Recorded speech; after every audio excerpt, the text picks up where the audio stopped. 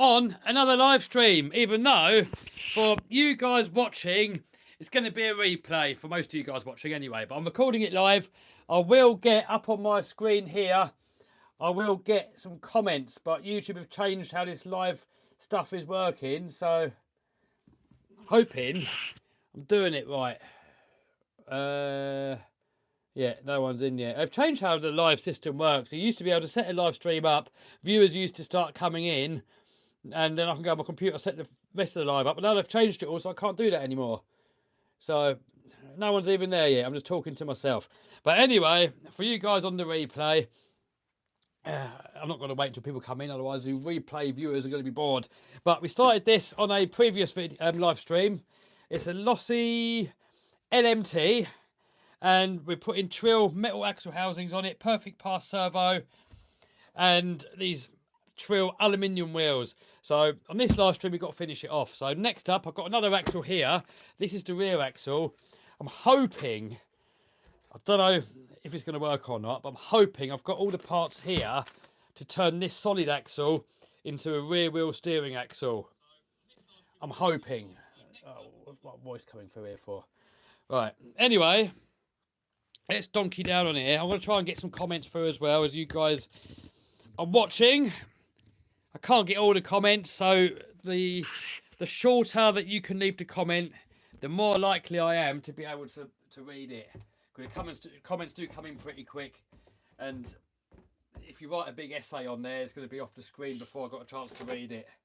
Plus, it's in such small writing. If it's more than one line, I'm going to struggle reading it anyway, because I'm dyslexic. Right, what have you guys been up to? What have you guys been doing? So, same as in the front housing, I'm going to get housing off first so that we can work on it.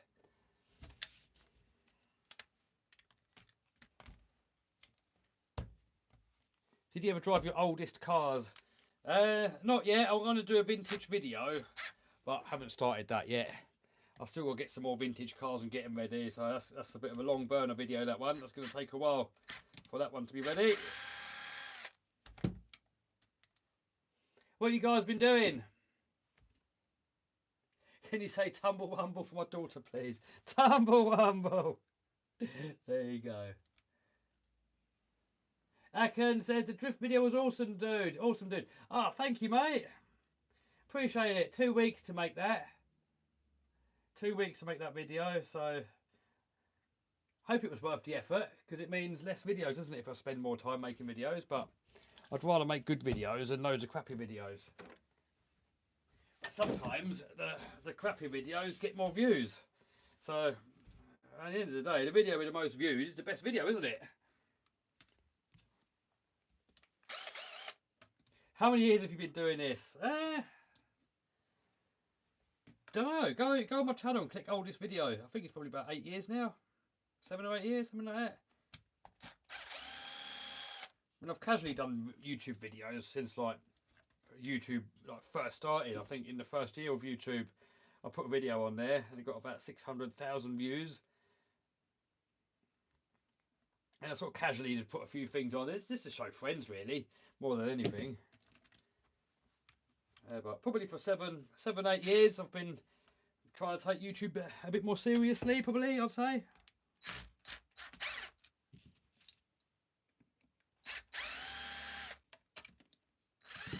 Oh, where'd that go? Where'd that go? What gear do you use for your X-Max for bashing? Stock high-speed gearing, but steel gears, just not the stock powder metal ones. What's your least favourite RC car? It's got to be the MT8, probably. Shoveling snow here in Ohio. Oh, no. Charlie says 8 years. Yeah, that's about right, yeah. Is your private Facebook page still open? Well, for the eBay course, that one is, yes. But only for those that are on the course, though. Not open for everybody.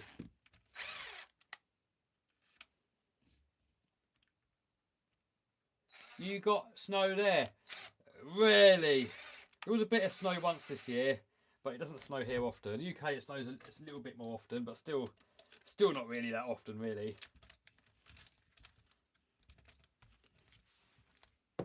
So, snow's fun once in a while, but I don't like too much of it. It's good when it's gone again after a few days. I don't know how some of you guys in like Canada or something can just put up with snow for like 6 months. I couldn't do it. I've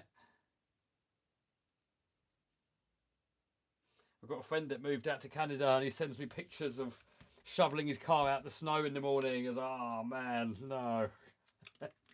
I couldn't be dealing with that personally. I've got an itch for a mini LMT. Do it, dude. Do it, Nick. They're epic. Such fun little RC cars, especially for indoors. Would you recommend Losi Supermoto? Yes. However, I'd say they're probably, unless you really are a motorbike nut, they're probably a bit of a novelty. Because they fall over more than cars. You can't steer them as good as cars. They don't jump as good as cars. So they are cool, but it's a bit of a novelty, really. If you really are a motorbike fan, you'll probably love it a lot more. I mean, I have fun with it when I have it out, but I'd always choose a car over the bike personally. Right, that is that off. So I'm going to put this to one side. So now we can work on the axle. I've only really got to get the diff out of it. Hopefully all the rest of the part got new stuff.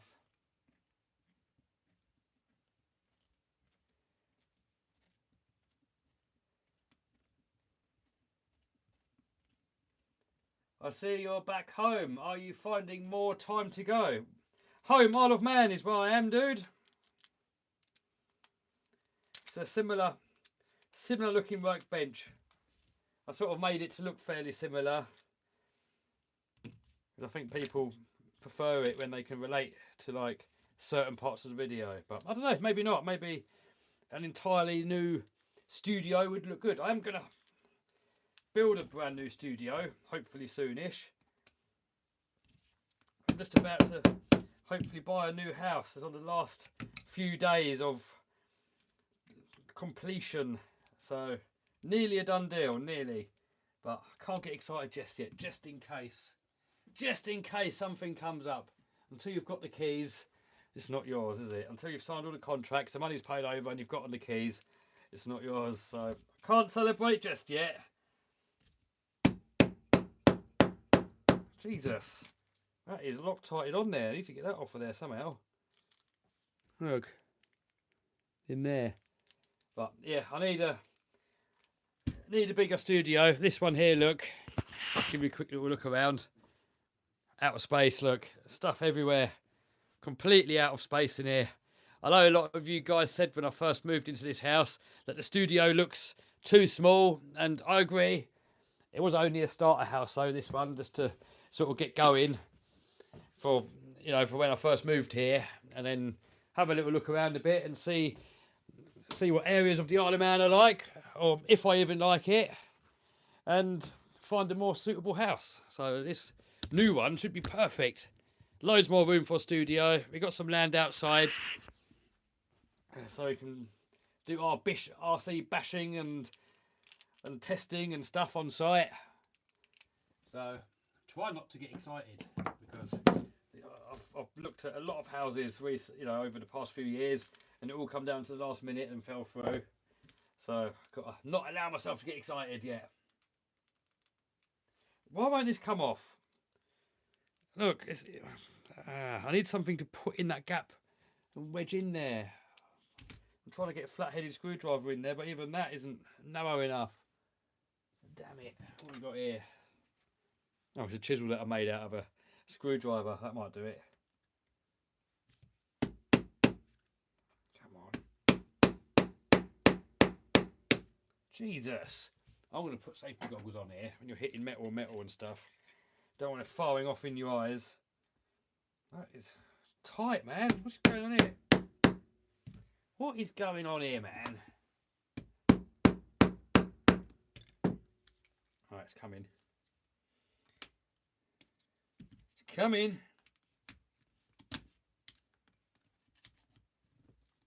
Jesus, that's really on there, that is.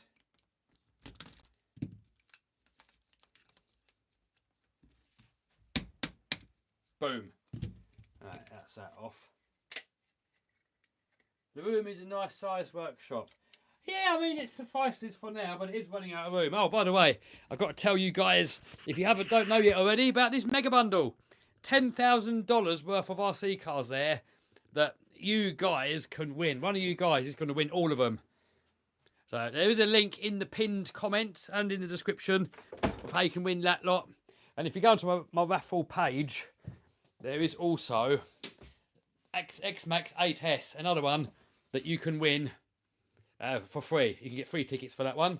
And everyone's entitled to one ticket. Coupon code on that is free. So there you go. This one here, the tickets are about £5. So that's about $6 or $7. And there's a $14,000 cash alternative. So the winner can choose the cars or the money. And the reason that the cash alternative is higher is because it's going to probably cost me about £3 grand, £4 grand maybe to send it all. So, and it's a bit of a pain in the butt sending that much stuff. So I'd rather just send the money, it's easier. But if the winner wants the cars, he can have them. I will do that. I will get them all shipped. Loving the live stream. Hey, thanks RC Smith. Come on. Scotty boy. Hey brother from down under Australia. Hello dude. Jesus, they like putting Loctite on here. Jesus. I mean, I get it. Loctite's better than stuff falling off when you're bashing. But sometimes it might just be a little bit too much. What do you do with all the old ones? What you mean, the old spares that are coming off? I'll just keep them as spares, because you never know, you might... I've got other ones of these with stock housings, and if you break it, you've got the parts, haven't you? Jesus Christ! God, they love putting Loctite on here. Jesus! Right. Another one on this side.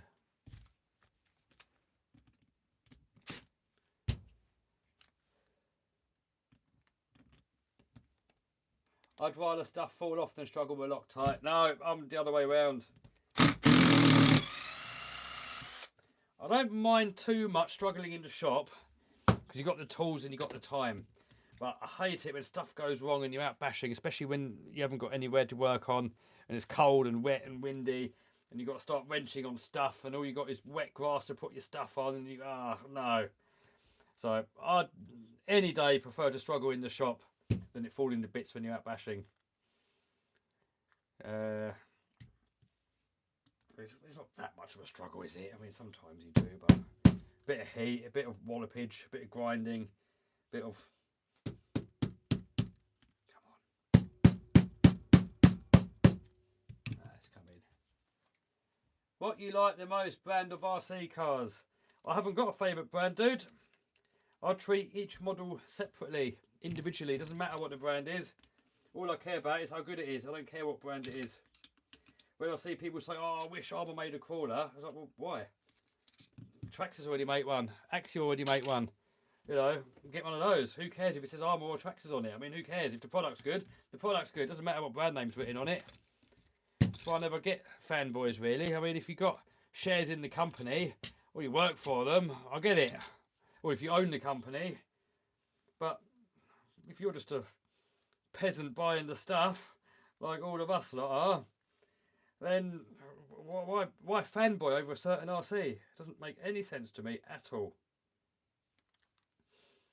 People accuse me of being a Traxxas fanboy because the X-Max is my favourite RC car. It's not because it's Traxxas, it's because it just so happens to be the best RC car. I couldn't care less if it's Traxxas or Armour or Tonka Toy. I really could not care what brand it is. All I care about is how good it is. So childish. You know, it's already childish playing with RC cars. But then to argue about which is better, I mean, that's like on another level of childishness, isn't it? Not when people argue, oh, my Android's better than your iPhone. Good for you. Don't care. so I've got to get these shafts out of here, and then we can pull the diff out, I'm hoping. Kev says it puts a smile on your face, it's a great product. That is it, absolutely right. Whenever somebody tells you you're doing the hobby wrong, then you've got to look at yourself and say, have I got a smile on the face? If the answer is yes, then you're doing it right. Doesn't matter what you're doing, if you've got a smile on your face, you're doing it right. And people say, oh, you've got your shocks too tight, or your shocks too loose, or you've got the car too high, or the car too low. Oh, dude, I've got a smile on my face, I'm doing it right. I don't care what you think. You do it your way, I'll do it my way. Everyone happy. But they still try and argue, no, you're doing it wrong, you're doing it wrong. It's like, dude, get out of here. That is the only point of RC. And some of the racing guys are the worst for it. Some of the racing guys take it so serious that they don't remember to have fun anymore. And then they end up doing a hobby that they don't enjoy anymore because they're taking it so seriously. But they seem to forget that we're just playing with little toy cars, aren't we? They're just little toy cars, cute little toy cars, that's all they are. And we're just big babies, aren't we? Men-childs. Having fun with our little toy cars, that's all we are. And anyone that takes it too seriously and forgets to have fun, then yeah, you're in the wrong hobby, aren't you, really? There's literally no point doing the hobby if it's not fun, is there? Like, no point at all.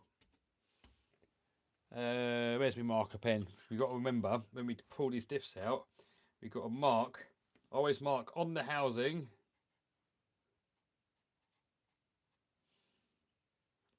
I know we're going to put this into another housing, but we can still revert back and look at this. See, so I know, look. That's the top there, look. I'll put a T on there as well, even though it's obvious with that on there. Just so we know which is the top. Because if you was to put this diff in the wrong way round, the whole car is going to drive, well, that end of the car is going to drive backwards. You end up doing a burnout, putting itself apart. Hey, you got Yes Mate in the house. How you doing, Rob? Rob's been putting loads more videos out recently. Check out his channel. Right, that out. I'll put the gloves on in a minute because we're getting greasy. So I'm going to put 1,000,000 weight shock or diff fluid in here. Right, that is it. Gloves are going on now. Glovage going on.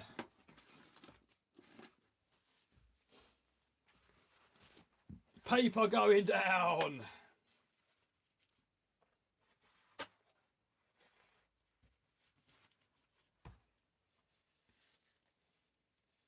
Damn, dude, I thought my moped build was expensive. It's all relative. I mean, I suppose for the size of it, an RC is expensive, but in the grand scheme of things, they're cheap. When you look at some other hobbies, it's just cheap, isn't it, RC?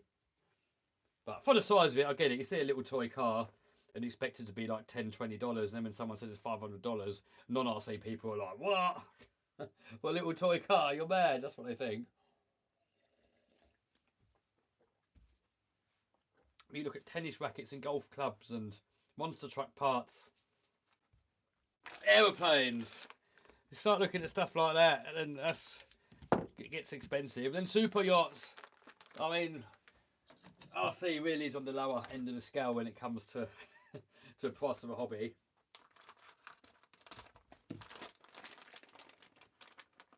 What causes cogging? Could be loads of things, but normally, if on a three-phase motor, you've got 3 wires, and if it's cogging, usually there's something wrong with one of them wires. It's come loose or something. And it might even have come loose inside the motor or inside the ESC, but it's going to be one of those wires, anywhere from inside the ESC to inside your motor. It's more than likely what it's going to be. But other times, your car could... You could have loads of friction somewhere, could be seized up somewhere, could have it overgeared. So first I'll check that the car's running smoothly, and then after that it could be any one of those 3 wires, anywhere inside.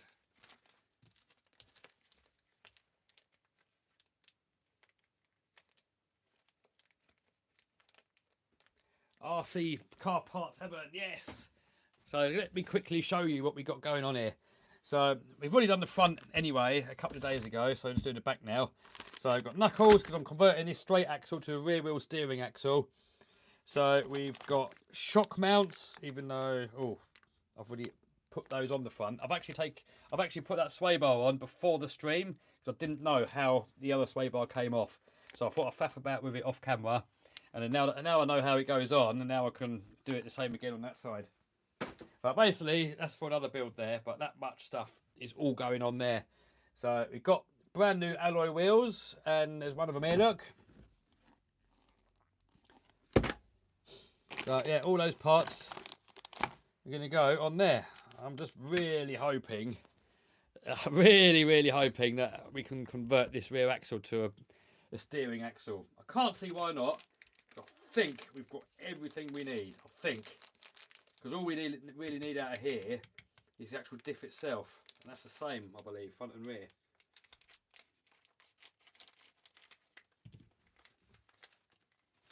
Right, these are all parts from Trill. And the quality of these Trill parts is just perfect. I can't fault it. And the other good thing what I like with Trill is that they supply these really high grade German bearings. QAG is the make of them, but you can just tell that they're really high-end bearings. I would have preferred it if they had the rubber shields on there, but still, I bet those bearings are not cheap.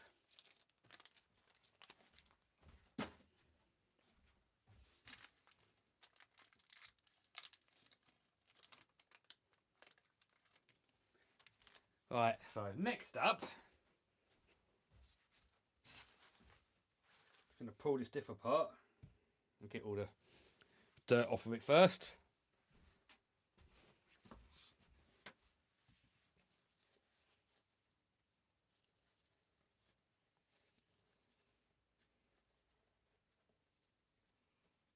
Will you do a Tamiya Clodbuster monster truck build? Never say never, but I'm not planning on. They've never really appealed to me personally. I know I'm a monster truck nut and I love monster trucks, but the Clod Butler, I don't know. It's motor and axle, isn't it? I've always sort of been not that interested in motor and axle stuff. I know the crawlers are a lot more capable, but I've always preferred the stuff that's a bit more realistic personally.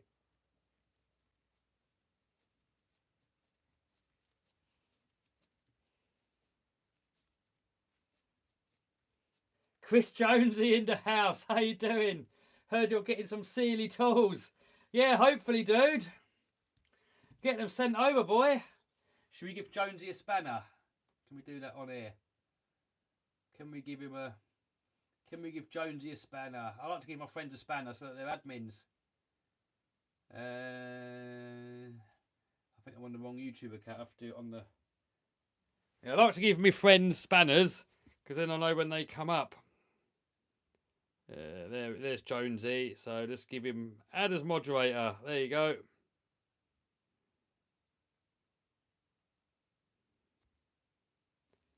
Right, there you go. Jonesy gets a spanner. Or a wrench for you Americans. Jonesy is the aeroplane mechanic.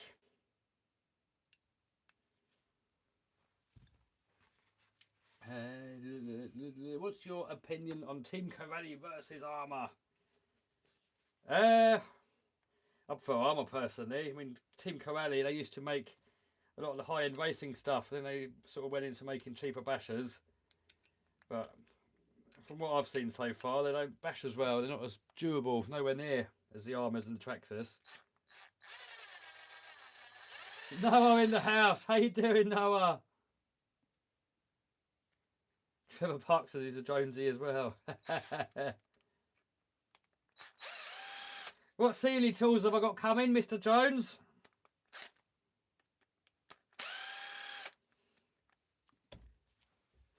Loads of stuff for the monster truck, hopefully. All Imperial and metric and spanners and sockets. Get him to send me a whole setup. More the better. You can never have too many tools.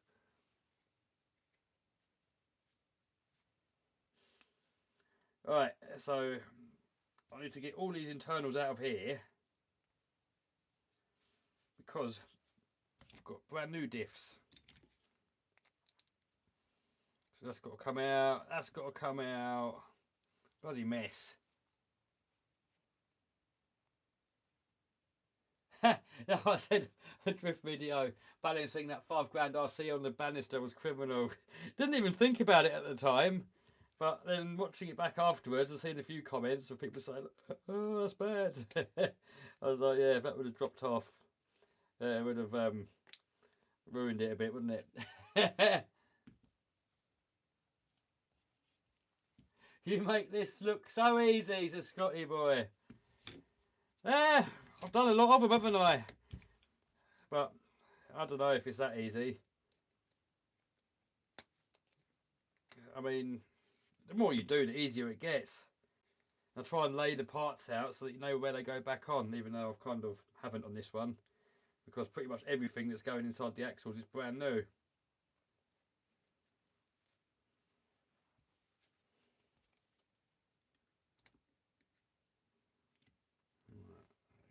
That. And we got our new one here, boys.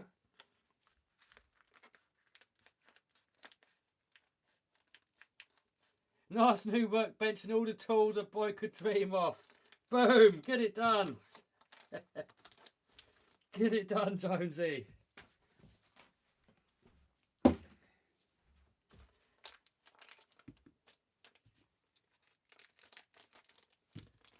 Alright, there's the actual diff. I thought there were supposed to be shims in there. I thought there were 4 shims in there, and there isn't on this one. Then we've got a new crown wheel pinion. These are helical cut. We'll let Jonesy explain the difference, because Jonesy is a mechanic and I'm not. I'm a winger. Hopefully we've got some shims in. Oh, this one's got 2 shims. But there is space for 3 shims, and the other one come with 4 shims. I wonder if they gave us too many shims with the other pack, or not enough for this pack. But anyway, there is somewhere a 3rd shim. 2 shims has left it that little bit loose, and 4 shims made it too tight. So I think 3 shims would be perfect.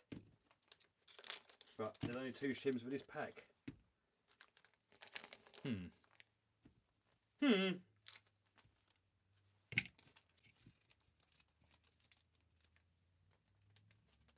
How the heck did you even get hold of that drift car anyway, says Noah. Oh, so Asbo RC does raffles, and one of the lads here won it, and then he sold it to me. And I thought originally I'll raffle it as well, but then I liked it too much, so I thought, no, I'm keeping it.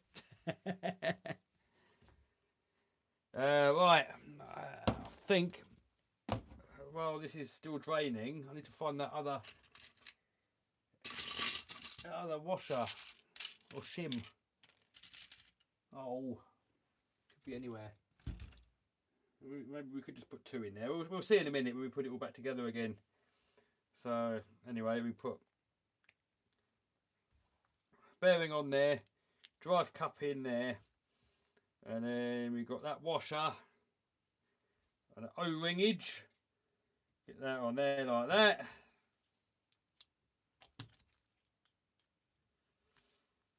And then we got the pinnage. Get the old pinnage in there, boy. Like that. And you get the cog. Put that on there like that. And then, oh damn it, where? There's a shim here, not a shim, the gasket I threw away. Is there more? Sure there should be another shim pack.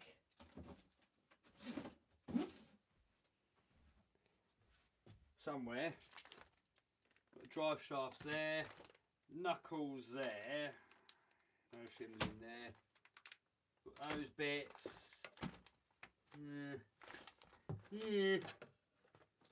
Yeah, we'll see in a minute. Anyway, we are going to put million weight diff fluid in there. I want it. That's the thickest stuff that I got.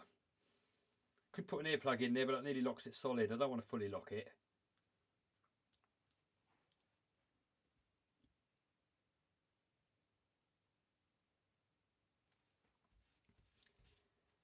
Where's that million stuff?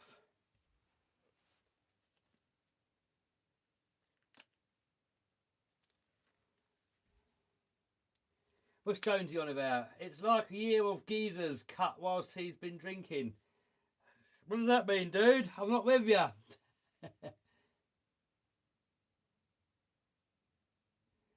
Did you know Losi is releasing a new version 2 LMT soon?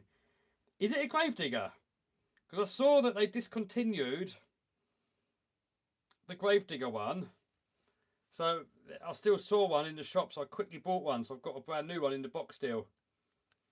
And I thought, just in case I don't make any more Gravediggers, then I've got a brand new one. So what bodies are they going to put on the new version 2s? Do you know?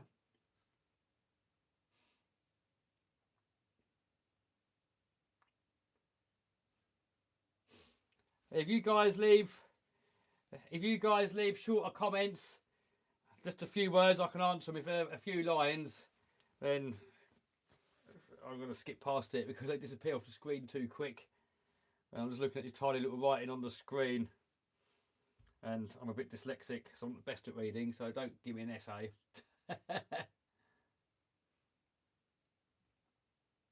Hello from New York. Hey, Kevo. Hello, SRT and RCs. How you doing? Brushless conversion for cheap RC is hard. Everything's relative. It shouldn't be too hard. Greetings from Netherlands. Hello. Greetings from Canada. Hello, hello. What advice starting a YouTube? Just have fun, dude. That's the most advice I can give you. Have fun and edit the videos so that they're fun as well. Don't put anything boring in it, and make a thumbnail that people are going to want to click on.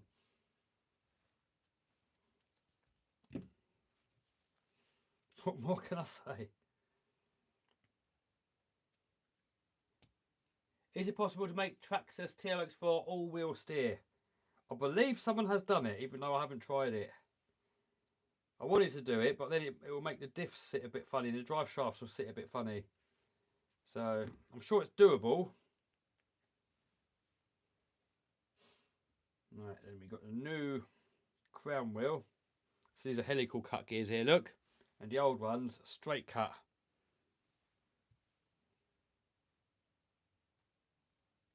Greetings from Isle of Man. Hello, yes, mate. Hello, hello.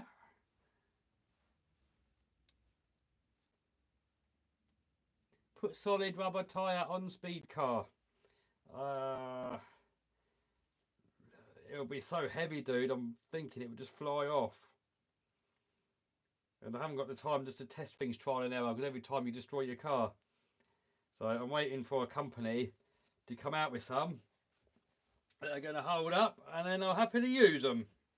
But I've got so many projects on the go, I haven't got time to donate my life at speed running. Like, to me, the speed cars are fun, but they're just a side gig. You know, there's people out there, they've literally made the speed running RC cars, they've made it their life. And that's all they do. They sleep and they dream and they fart. Speed run RC cars. That's all they dream and do all day long in all their spare time.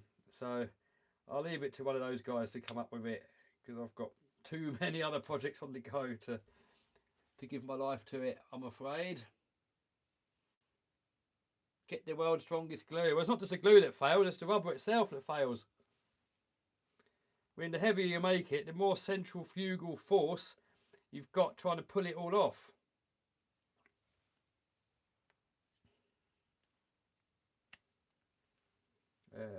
Right, so I don't think we actually need anything from here, but I'm just seeing if there's bearings, washers behind it.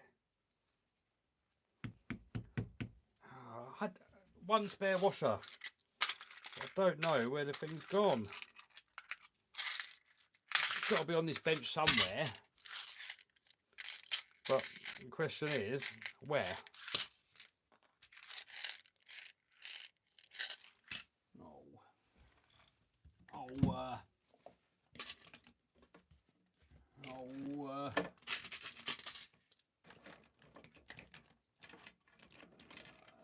nuisance. It's a big nuisance, that is. Maybe I dropped it on the floor or something. Oh, hold on. Hold on. Ah, here they are. They're here. Look, there's two here. Two washers here. Right, cool. So I reckon, because on the front housing, two washers on here still had a little bit of play. I think I might have forgotten to put grease on the front axle housing, actually. Bit naughty that, isn't it? But RC Dude says, Kev, what's your thought on new Armour 6S? Brilliant. Every version, they're getting better and better. Still not perfect. There's still a few bits I would definitely do differently on them. Like the hinge pin holders, they're still a bit of a weak spot. But the thing is though, we're bashing these things so hard. You know, way more than a normal person would. So, you know, for a normal basher, they're more than good enough. I mean, if you just bash it normally, you'll probably never break it at all. Right. Oh.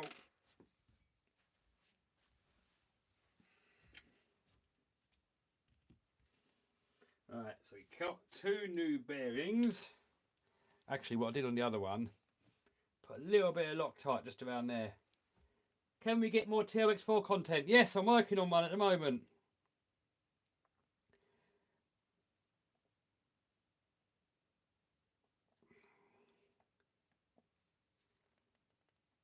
TRX4 video that I'm working on at the minute, dude. So you can get proper bearing retaining compound, but I looked online and they reckon on there that it's just the same as Loctite really. So I have ordered some proper bearing retaining compound, but from Sealy actually, Jonesy, I bought some Sealy bearing retaining compound. I bought it off Amazon, but it's not here yet.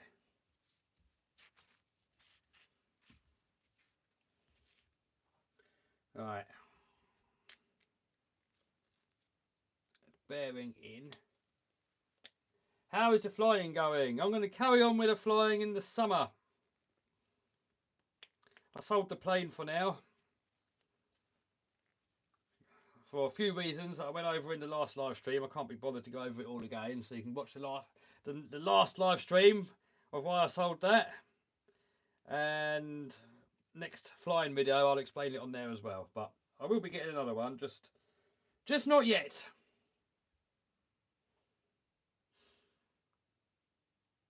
Main reason, I haven't got a licence yet, and I've got nowhere on the Isle of Man to keep it, and it's just sitting in the UK the whole time, just costing loads of money, not doing anything. That was the main reason. The other reason was you guys don't seem to like it in the content. Not many people watch it. And the other reason it was that I thought I was going to want to go to UK a lot more often than what I do. And, you know, like a 8-hour round trip or 10-hour round trip once every 3 months, I don't mind doing it by car. And at least then I can get my RCs in there. If I took the plane, I can't get any RCs in it. So all the reasons of why I first got the plane kind of went away. Apart from, it is one of the most fun toys that you can have. So for that reason alone, I do want to get another one at some point, once I've got my licence and somewhere to keep it. But I've got to have somewhere here on the Isle of Man to keep in it. If it lives in the UK and I live in the Isle of Man, there is no point in having it. It literally costs probably about £3 a month with it just sitting there, not doing anything. So you know what they say? If it flies, floats, or F's, rent it. That's what they say, and they're probably right.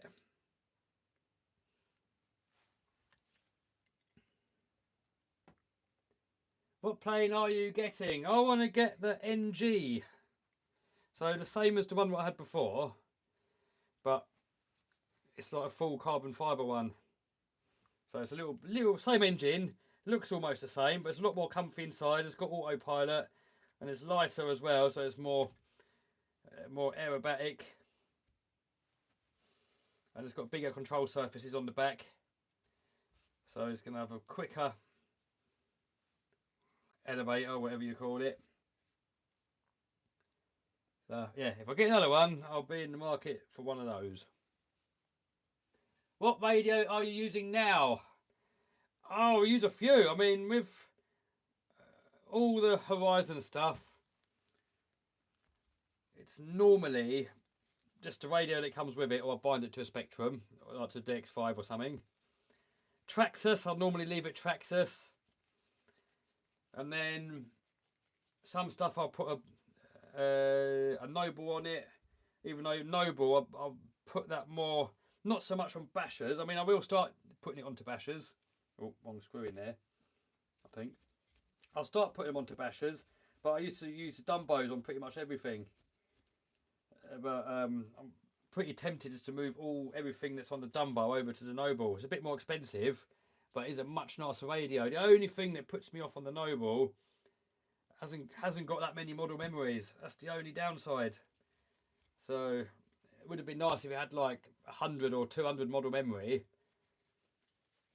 So then you can put all your cars on one radio. But it's only got like 15 or 20 or something, which is alright for most people. But for a YouTuber that has to keep buying new cars all the time to keep the content fresh, yeah, it kind of sucks a bit. Dumbo beats them all. Well, Dumbo for the price, you can't beat it. Massive range, really fast. You can bind an unlimited amount of receivers to them, even though there's no model memory. So, but it's not too bad because you calibrate your ESC on the ESC. Calibrate your ESC so they all go forward the same way.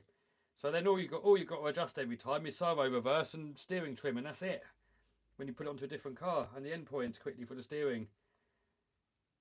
But it's quicker to do that than it is to find what radio is with what car, and then to go through the menu and find the model memory. By the time you've done all that, I mean, how long does it take to do your trim again? Like a few seconds, and the servo reverse, another second. It's done, isn't it?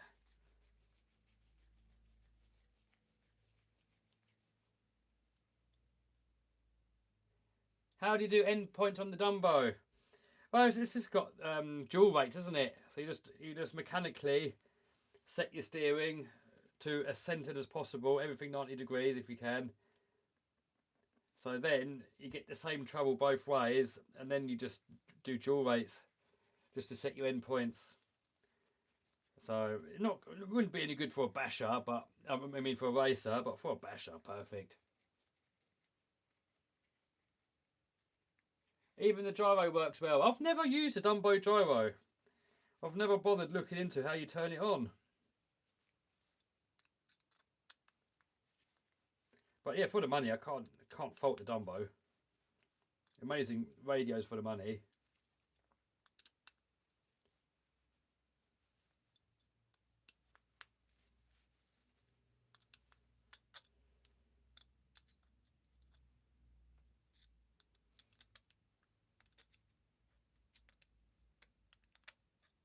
Make Fiddly Monster Truck with Max 4. Well, yes, mate just did that. And he's editing that video now.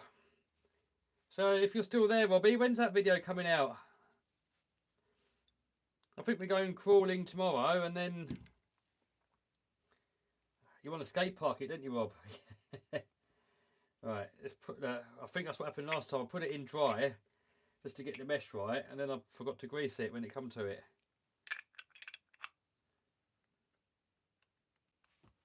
See, look, we've got a tiny bit of end float there. I mean, if you're really a diff building pro, you'd shim it this way and that way, depending which way it's going to go. You'd put engineering blue in all your gears, and then you have a look at your, like where it's making contact and where it isn't, and you'd play with the shimming left and right in there. And it has got a bit of play there, look. So you could shim it that way. And then you adjust your shim on there as well. So in an ideal world, I guess you'd put some shims in there as well, but it's a bit of a pain in the butt because you've got to strip the whole bleeding diff down every time.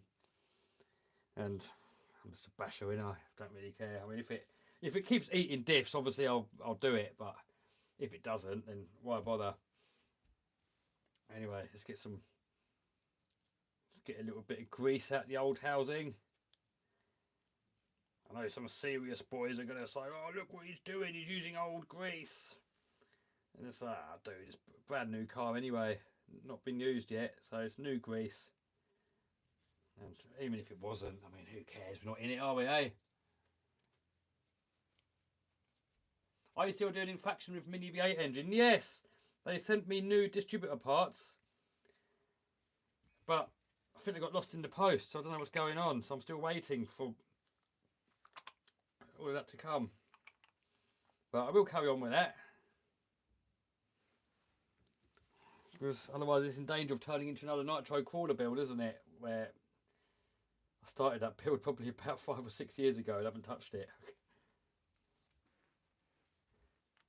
Favourite monster truck besides Game Over and Gravedigger? Son of a Digger. Well, it used to be Son of a Digger, but they've made it narrow now. It used to be wider than all the others, so I made my monster truck the same width. But now they've made it narrow like all the others, and just watching it, it doesn't drive as nice as it used to. It's lost its stability. It doesn't land as nice anymore. It bounces a lot more.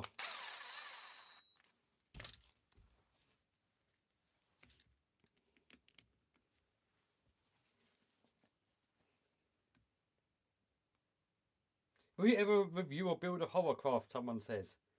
Well, yeah, I can't see why not. Probably at some point.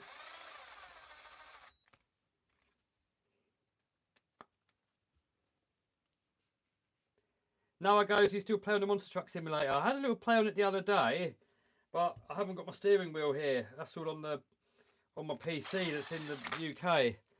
So I just played it with a joystick thing. But when I go to the UK, I'll go on it every now and then. But once I get my new house, fingers crossed, then I'll bring the simulator over and have it here.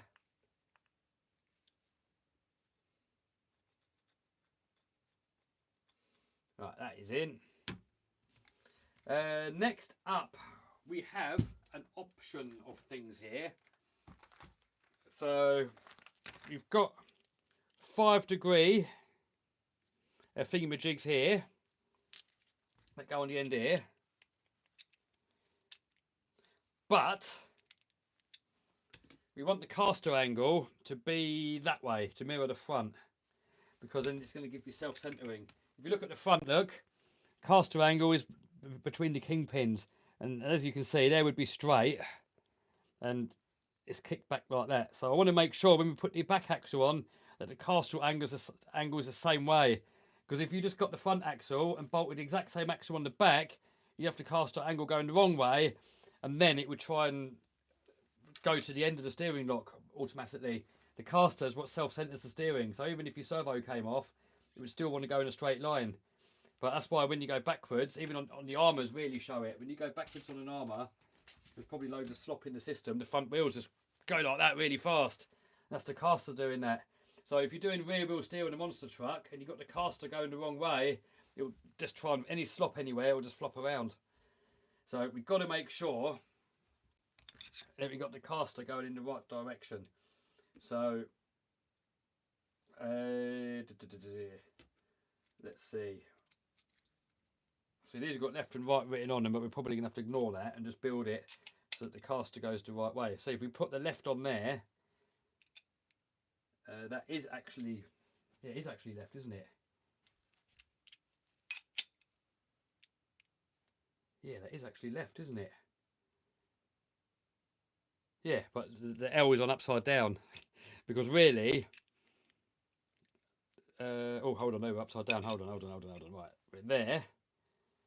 And then these stops go to the inside, so there. So there we've got the caster angle going that way, and we've got left on there, which is left, but the left is written on upside down. Right, cool. So, yeah. Does that make sense, everyone? Yeah, we've got a little R upside down as well. So I spoke about that in the last live stream about the R being on the wrong way around on the other one. So maybe I thought that because I built the rear axle first. I can't remember.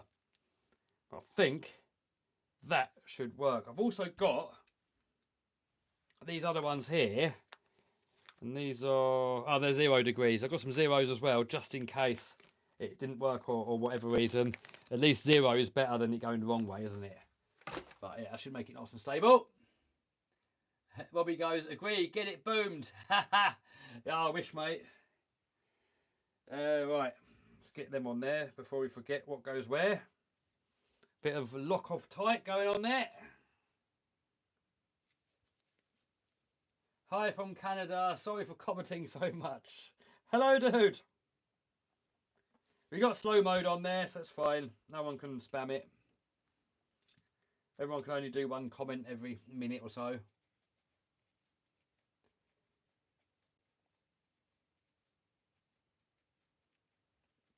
That on there. Take us up in the real plane. I sold it, dude. It's gone. The real plane is gone.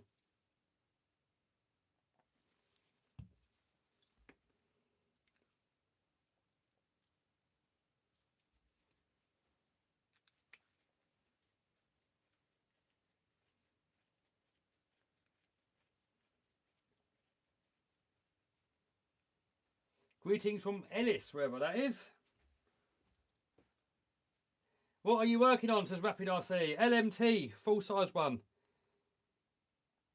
I'm putting Trill axles on it and giving it 4-wheel steering. So I'm hoping, because I haven't bought any Losi parts, I've only bought Trill parts. So I'm hoping I can convert that rear axle into a 4-wheel steering axle, into a rear steering axle. I'm hoping. I'm also hoping, because I've put these caster blocks on the other way around, I'm also hoping that all the steering is going to line up. I can't see why, I don't know, it might not work. Who knows? You might end up putting the zeros on there, but we'll see. We'll see in a minute. What happened to Claire and Ian? They're not really doing RC anymore. Claire's not doing the channel anymore. Ian's still got his RCs. And last time I came to the UK, he was going to come out with us, but then last minute he didn't, because he said his batteries were dead. But I would have lent him my batteries, but he just didn't come.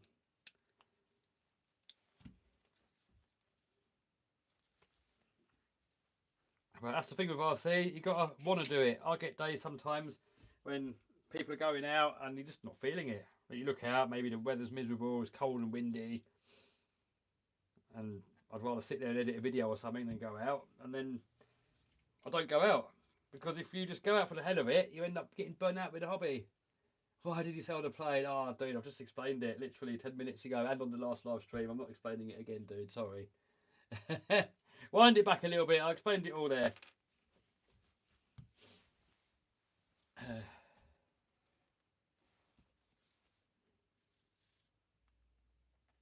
That on there.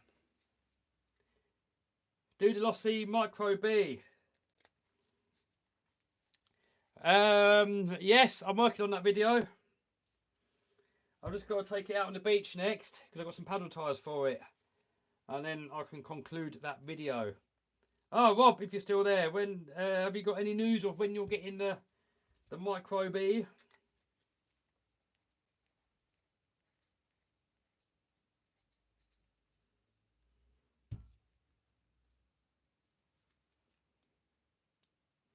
What's your favourite curry? Favourite curry is Naga.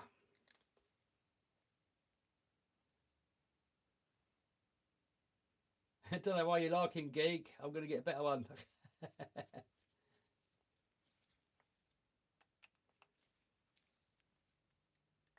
News on the carbon fibre car that smashed to pieces.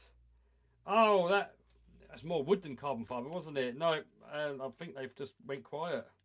They wanted me to send it back. They said they're going to look at why it broke and they're going to make it better and send it back to me to see if it can redeem itself. But then once I sent it back to them, they kept it. They didn't want me having it. So that's the thing. If companies send me something, I'll pay for most of my stuff myself. Every now and then a company will send me something, but I'll treat it exactly the same as if I'd have bought it. No special treatment. Even Razzie, I mean, Raz sends me perfect pass stuff, and Raz is a friend of mine. But exactly the same with him, with his parts. If something breaks, I show it. I've broken Razzie parts before and I've shown it. So,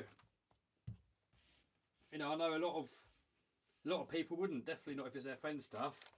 But my integrity means a lot more to me than just to lie about a product and make something look better than what it is. So on here, don't care what brand it is, don't care if I've been given it, if I've paid for it, I don't care. Whatever happens in the video goes in the video. Good or bad, it goes in, all goes in. Everything that breaks, it goes in, every time. People go, oh, he's hiding breakages. It's like, the breakage is like the highlight of the video. The breakage is like the focal point of the video. Why would I hide it? I mean, I almost want it to break for content. Why would I hide it? The more it breaks, the better it is for content. So why would I hide it? That's just a daft statement to make, that is. Something breaks, I'm straight over there with the camera filming it, getting the footage. Content is king, isn't it? All about the content, all about getting the shot. That is number one with YouTube. You got to get the shot. Whatever shot the viewers want, that's the shot you got to get. And if something breaks, the viewers want to see it. So why the hell would I hide it? What a daft statement that is.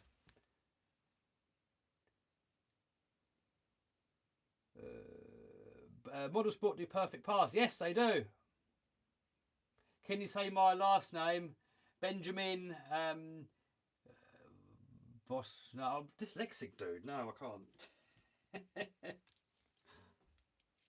I'm going to butcher it and say it wrong. And what you guys are probably going to do is make me say something rude. You guys used to do that to Claire. You used to, like, say, oh, can you say my name, and then say what the name is, but then really if you say it, it sounds like something a lot ruder than what it is. Hence it's getting it now. Absolutely I mean, that's what everyone's there for, aren't they? To see the durability test and the carnage and to see what breaks. That's what people want to see. So you'd be mad to hide it, wouldn't you? You'd be absolutely off your nut to hide it. I mean, I wouldn't even bother having a YouTube channel otherwise. I mean, why bother? Why would you? Really, why? Why? This is why. Right, so here's where we're a bit different now. Look, because this is a rear axle, which would not, well, it's a front axle, but we're turning it that way. We've actually got to put the correct knuckle on the correct side. So this is a right knuckle. So the right is going on the left, because the left and right is always as if you're sitting inside it. But really, this axle would normally be that way round. But I'm just putting it on the back that way round. But obviously we've got to then take the knuckle and have it on the right side. Otherwise the steering arm's not going to line up.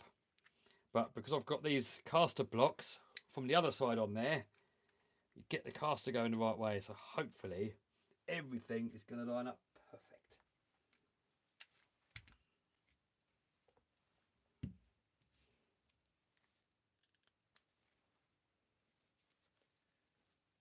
When's the next X-Max video? None planned, dude, so not sure. I mean, it's my favourite all-round RC car, but at the same time, I can't just keep filming the same car over and over.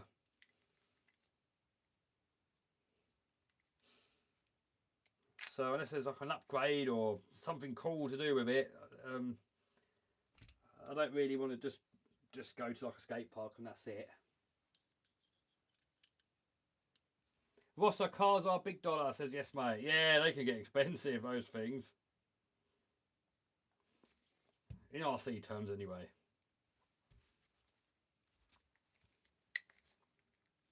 Yeah, them things get quite expensive. And then when you crash them, you break a lot of parts on them as well. Visiting London next month. Any advice or suggestions? Don't get stabbed. Don't get mugged. Don't have your phone on display. It's not what it used to be in London. Crime is rife in certain areas. So I'd stay to the more the tourist areas like West End, You should be alright if you go to like West End Central or around that sort of area.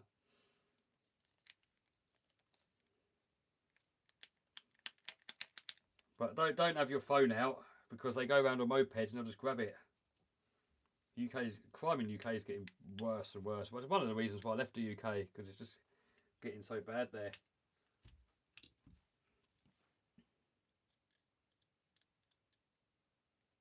Oh, it's Frankfurt like that as well, is it, Patrick? Oh, they're letting all the illegals in there as well. The trouble is, they let all these criminals come in and then wonder why the crime goes up. Madness.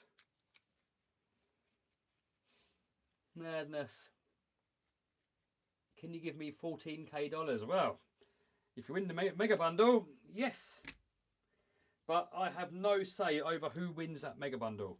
It all goes through raffle. The raffle is not my company. And they randomly generate a number, a ticket number, and that's the person that wins. So I've got no say. Absolutely zero say over who wins.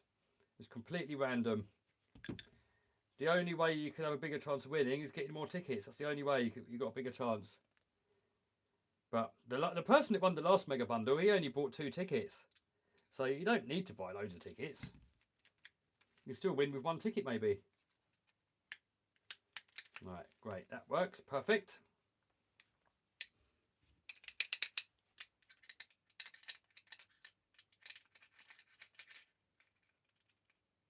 Do you have a speed solution yet for speed car tyres?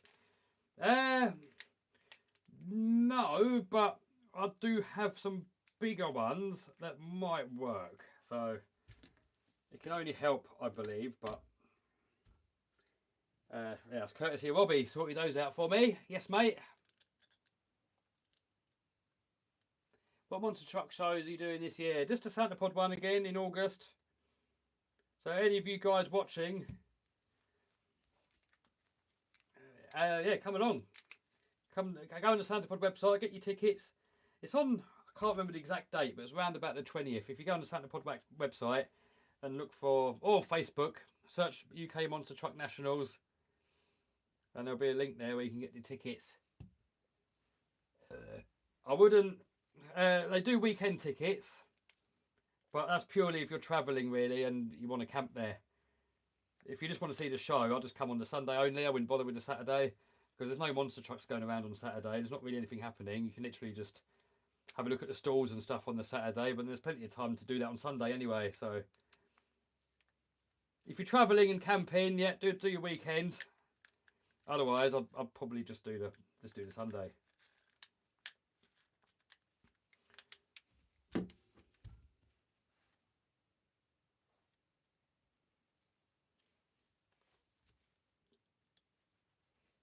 What we saying, Kev? Oh, I forgot what the question was now.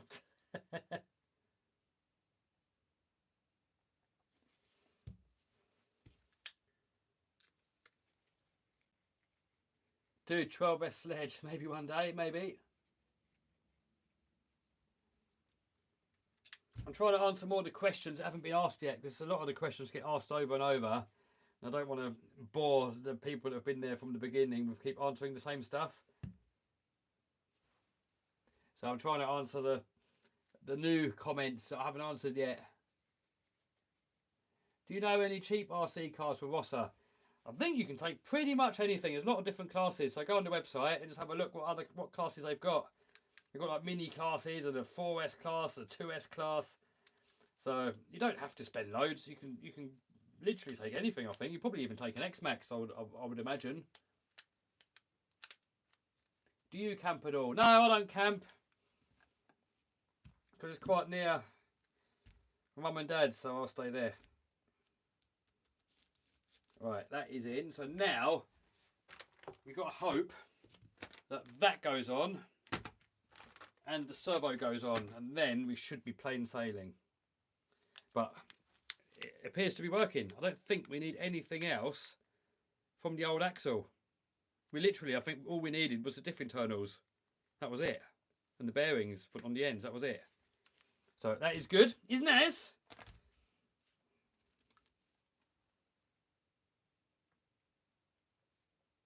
Mad van, weak RC, but yeah, Mad van is a bit weak, yeah.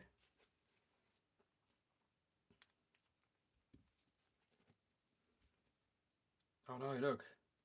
Oh, damn it. Oh no, look, there's a washer on here. Oh, there's loads of washers on there. I forgot to put them on. Damn it. I'll have to take it apart again to get those on. I thought it was a bit loose that way. Ah, damn it.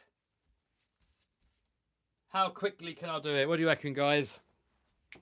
How long is it going to take me to get that diff out again and get those washers on there? Ah. What is the best pinion for a brushless RC truck? Oh, it all depends on the car, dude. But the way that I choose the gearing, if I get an RC car and it seems too slow, I'll put a bigger pinion on. And then I'll just check the temperatures. If it all gets too hot, then you've got to put a smaller pinion on. And if it's slow and cold, then you can put on a bigger one. Your honest and unbiased reviews on the cars that you have are the reason why I bought the X-Max. Boom! There you go. There's nothing in it to me to lie. Some people say, oh, he's just a Traxxas fanboy, he's lying, saying it's good when it's crap. I've got no reason to lie. What reason have I possibly got to lie? I've got no shares in Traxxas. I'm not employed by them. It's like, what would I possibly have to gain by lying and saying that it's the best RC car if I don't believe it is? Like, nothing. All I'd do is lose my reputation and lose my credibility. That's all I do. So the funny thing is, when the people that accuse you of not being honest, it's just a reflection of themselves, because they're just people that are not honest themselves. So because they're not honest, they just think that everyone else must also not be honest just because they're not honest. So they're the people you've got to watch in life the most. They're the most dishonest people that you could ever meet. Those that question everyone else's integrity really need to question their own. Now, I'm hoping I can just get these knuckles off without having to take the whole thing out again.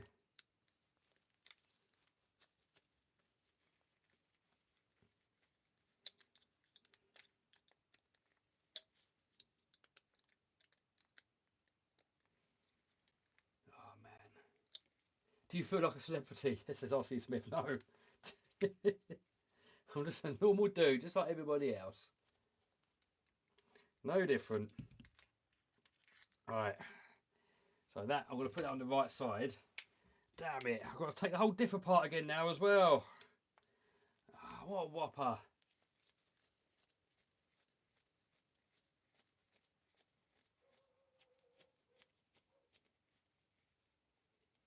I'm starting a channel, Kevs, as Beach Town Bashers. Way! Remember to have fun, dude. You've got to enjoy the whole process, because if you don't, you'll be burnt out. Because it normally takes years and years and years before you make any money on the YouTube channel. And even more years to make enough to make it your full-time job. And for most people, they never make enough. So just treat it like a hobby. If it goes somewhere one day, perfect. But don't stress out if the money doesn't come in rolling straight away, because it would take ages. It's normal. It took me years and years and years before I made anything off of it. Mr. Beast, I think it took him 8 years. So it's normal. So you have to enjoy it. If you're going to be doing something for like 5 to 8 years in hope that it's going to work, you've got to be enjoying it, haven't you? Otherwise you'll soon be burnt out.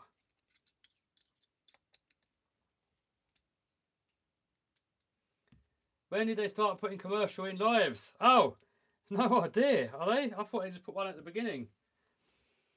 Ah, damn, man. Do it all again.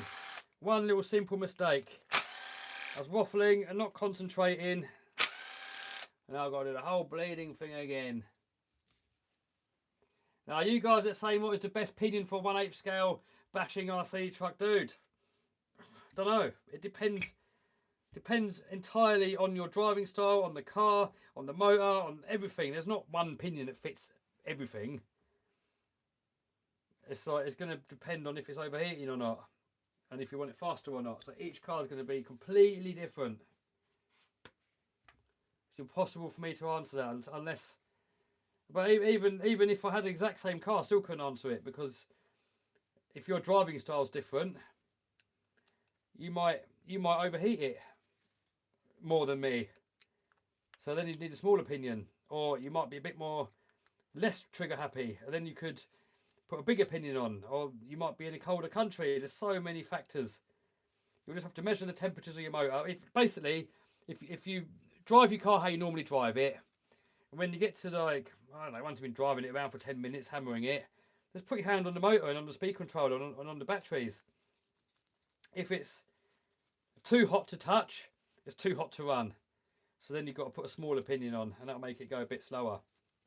But if it's cold and you think it's slow, put a big opinion on.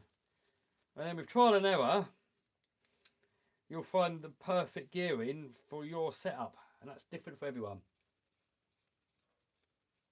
What if you asked MP? Oh, he'll just bloody full send whatever, he don't care. If it overheats, or he doesn't care, it's just flat out, whatever makes it the fastest, he'll do. Nitros, you listen to him tune the nitro engine, screaming the nuts off of it, about to blow up, and then when he's finished running it, there's smoke steaming off of it. So hot, the thing, and sometimes it's so hot that it's changed colour. What colour would you make a monster truck if you couldn't pick red? Blue, maybe? Black? Orange? Something like that? Oh man, got to get all in there again. Alright, can I leave the gear in there? I'm hoping I can leave that gear in there more.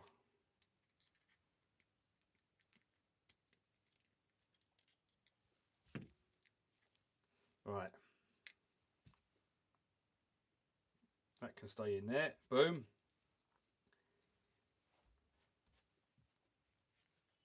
Should I buy a Big Rock or X-Max? Depends on you, dude. Some people prefer the Armours, some people prefer the X-Maxes. So, have a look at some videos and see which one you prefer the look of.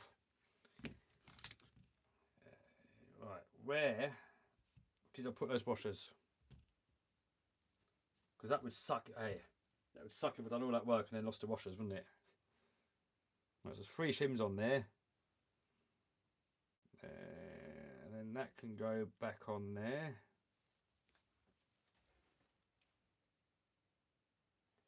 How do you change the motor on a tractor slash? Oh God, look at the instructions, dude. I can't explain it on a live, can I? I don't think it would be that easy to explain. Take the screws out. That's probably the best way I can explain it on a live. Take the screws out. Right, there's plenty of videos online, dude. I'm sure if you watch one of my slash videos, you'll see me take the motor out on one of them. There is actually, yeah, there's a rebuild video of me rebuilding a slash, actually. Watch that video. I must. I'm pretty sure I show on there how it comes out. Probably one of the easiest motors to get out on an RC. They come out well easy. Can you do another video on Big Rock? Maybe one day. I don't know. I haven't got any planned. Trouble is, when you've got so many RC cars, plus you've got to keep buying more to keep the content fresh. Oh, go in. Why won't it go in? You can't just keep running the same RCs over and over. Ah, wrong hole. That's what she said.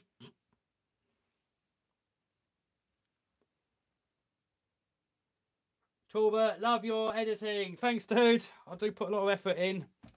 That drifting video I just did, that was 4 days of editing that took, that one.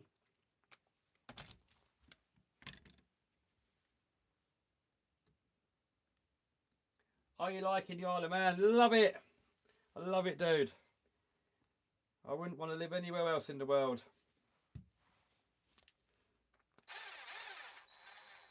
I mean, not for monster trucking, obviously.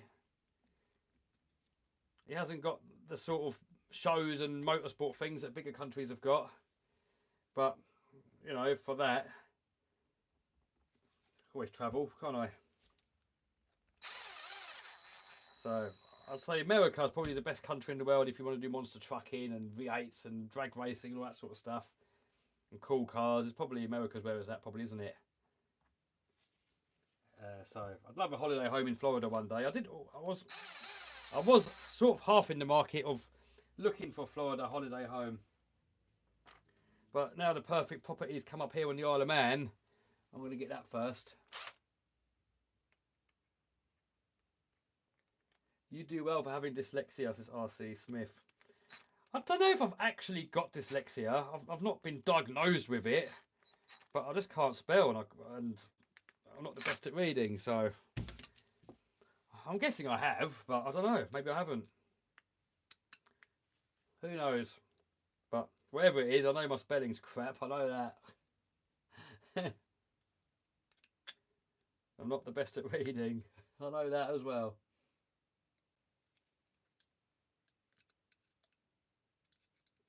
Do you fly RC planes and helis off camera?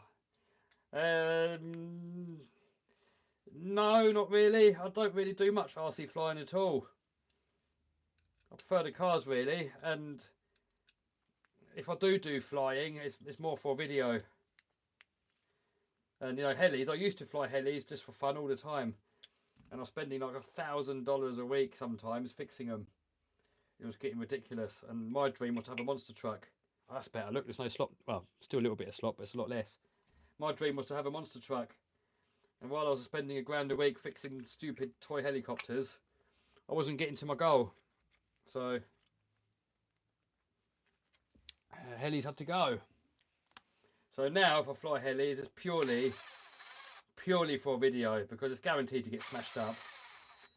And the trouble is, when you smash up a heli, it's quite expensive and it burns up a lot of time fixing it again. So no, I don't fly for fun. Only for content. Right, now we can get all this back on. Didn't take too long actually, did it?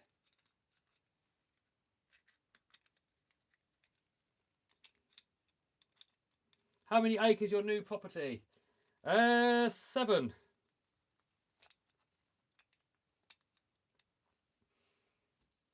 I wanted a bit more ideally, but everything else is so perfect. I love the style of it. And 7 acres is more than enough for RC stuff. It's got a couple of fields on there. One field is about the same size as a monster truck track, the smaller field. So should be pretty perfect. Nothing lasts ever fully perfect, but it's the best one that I've seen in my budget, put it that way.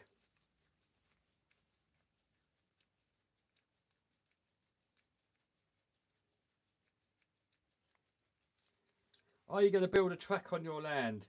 Not really a permanent one. I want to build like a load of jumps that you can move with a forklift. So it's a bit like a skate park, but you can just pick up all the jumps and move them. And I want them to be all big jumps, proper built jumps, not crappy things that just blow away and fall over. So I want to build decent jumps. They're going to be like metal skateboard ramps, but have some holes in the bottom so you can pick them up with a forklift and move them about. Because then you can change things up. You know, if you don't like something, you can change it. Or if you want to build a new ramp, you can change it. So I don't want to make anything permanent. I'll do some temporary RC track on there as well. You just mow it in with a lawnmower, don't you? But I don't want to make anything permanent because then you can't change it. Smashing the speed record this year? Oh, God knows, dude. Probably not. Because we spoke about it a bit earlier, where there's people that make it their life. They literally go to work and then come home and then just put all their time into speed running. And I can't compete with that because I've got so many other... Oh, I've done it wrong again. Idiot. Yeah, I'm competing against people that make it their life. And they're local to like a road where they can speed run on. I mean, if I do speed running, I can literally do it like once or twice a year.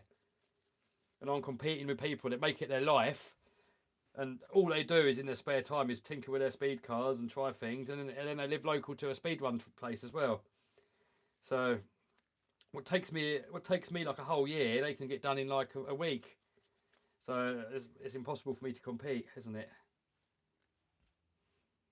And I've got so many other hobbies and stuff that I just haven't got the time to dedicate it to speed running. And I like the speed running, but it's not my passion. I like bashing. Monster trucks I love. So the speed run, this is a bit of a side gig for me. I mean, I enjoy it. I love it. I like it when I'm there. It's fun doing it. When you get a cool speed out of it, it's a brilliant feeling. But I'm not as obsessed with it as like some people are. Do you like metal music? Not really. Is that Ginge moaning down there?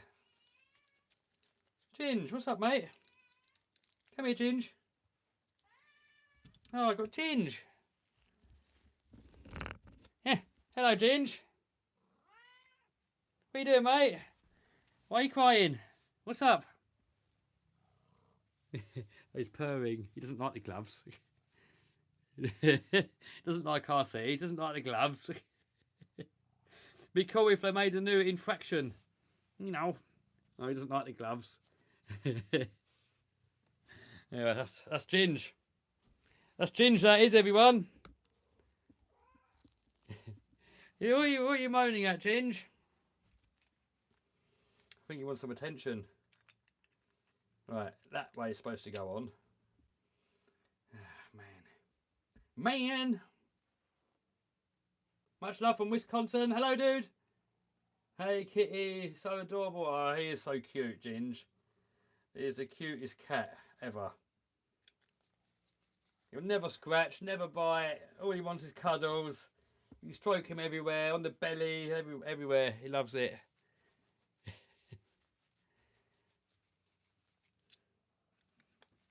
What's he doing? What's he doing? What are you doing, Ginge? What are you doing, mate? You've got 500 people watching you, Ginge.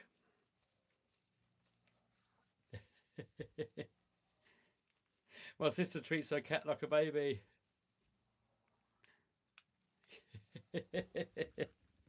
I don't need a baby when you got a cat. I'd rather have a cat than a baby. I couldn't deal with having a baby. No way. I think I'd have a meltdown if I had a baby.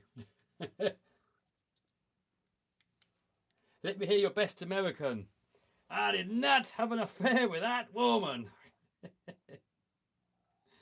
Who said that? Hey.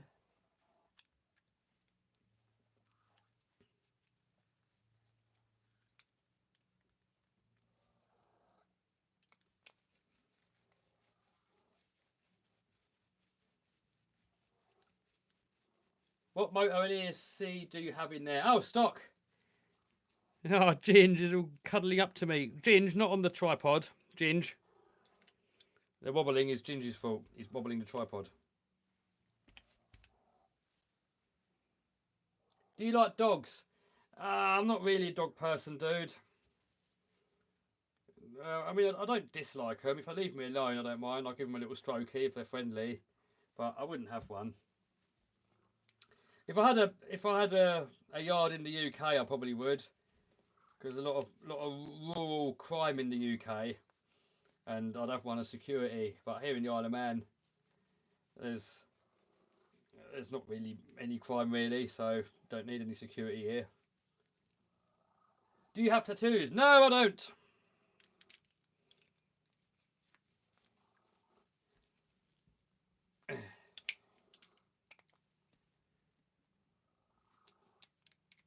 How do you avoid burnout, Kev? Sorry to ask twice. I'll just have fun, dude. I'll do what I fancy doing at the time. I don't set deadlines. I don't force myself to put videos out. That's why there wasn't a video for about 3 weeks before.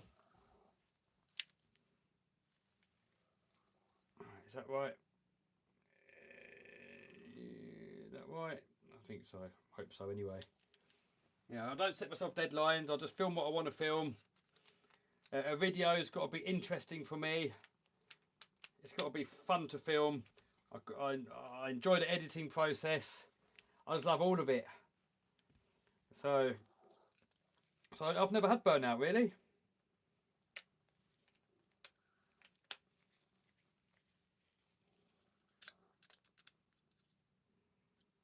I think when you get burnout is if you start forcing yourself to stick to a schedule.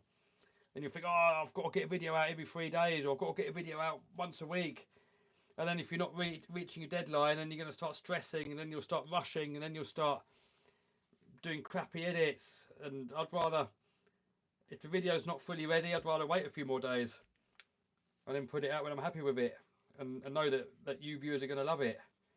Otherwise, what's the point? If you just put crap out that you're not happy with and you're stressing yourself out, and then you burn out, and then there's no videos at all. So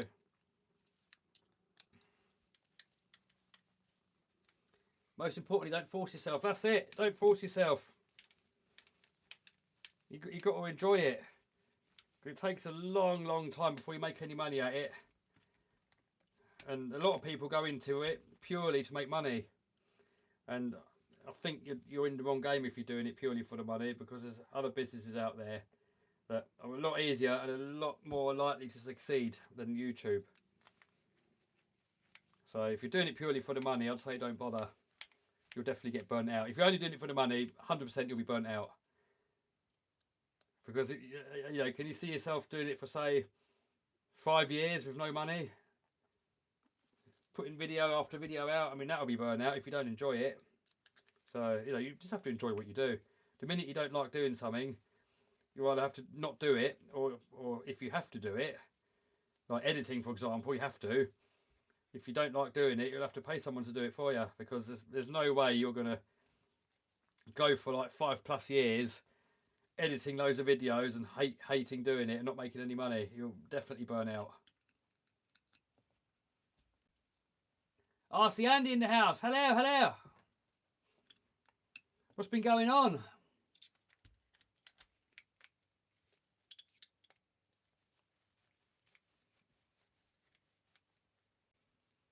Should I buy the new Armour Centum 3S brushless? Yeah, if you like the look of it. Absolutely. It's a good car. The only thing that's a bit annoying is the clipless body. Oh, why's that gone tight? Oh, it's loosened up now. Yeah, right, and yeah, that one's alright. Right, cool. Right, we got back to where we were now. Turns nicely. We got the shims in there. I mean, it might have been alright, but if you got too much slop in the gears, that's when you blow the gears out. So, no, I'm happy now. If I wouldn't have changed them and then it blows out when you're bashing. Andy's been work, edit, bash, work, edit, bash. Are you enjoying it, Mr. Andy? Are you enjoying the editing process?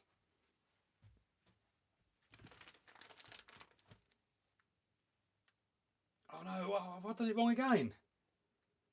Oh, have I done it wrong again?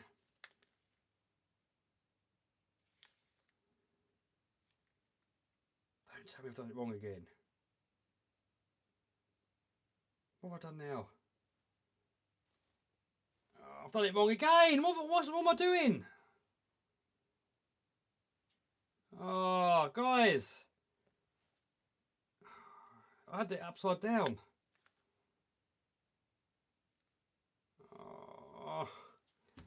Oh. Alright. Next time I'm gonna put it on. I'm not gonna waffle. That's what happens when you waffle. It takes 10 times. I was almost thinking of doing this wrenching without live streaming. Just because of this reason. It just takes so much longer when you're live streaming because you're waffling. Ah, man. Trouble is, I'm going to ram these screws out as well. Keep doing this.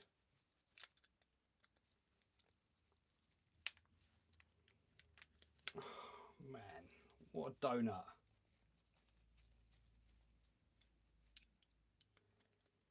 Oh, this sucks, man. That's like the 4th time now. How many more times am I going to get it wrong? Ginger's fault as well, isn't it? Just blame Ginge. This is content. Yeah. Probably boring you guys. How many of you guys are fed up of watching me keep doing it over and over, the same bull crap? See, this is what needs to burn out. I'm fed up now. And if I wasn't live streaming, I would probably not do it now. I'd probably put it away and then do some editing and then come back to it later. But now I've annoyed myself now because I've just literally keep making mistakes because I'm too busy waffling. There's so many things you've got to get right here. You've got to get the housing the right way up. You've got to get the right knuckle on the right side and the right way up. There's so many things we can get it wrong. You've got to get the diff in the right way around. So you've got to think a little bit. Right, so that one is that side. Bloody hell. Waffle, waffle, waffle.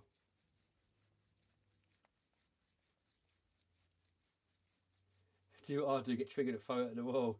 Could always boom it. No, you need a large cup of chicory. Yeah, I've got some here actually.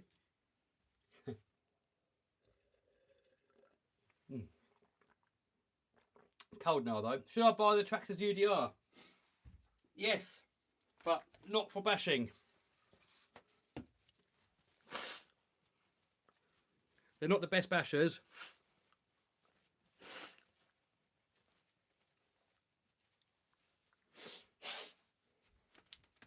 But for scale driving, it is absolutely epic.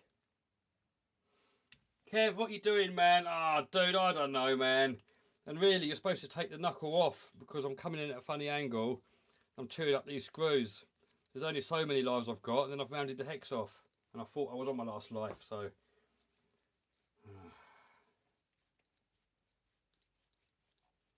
Just about to say, don't get UDI if you bash. Yeah, don't bash it. Or not too, don't bash it too much anyway. You can bash them a little bit.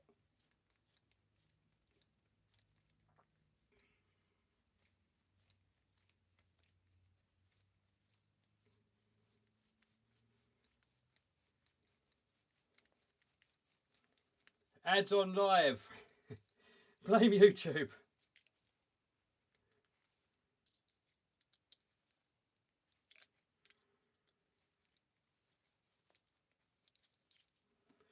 Ah. What a day. Oh, you did Monster Truck Nationals this year? Yes.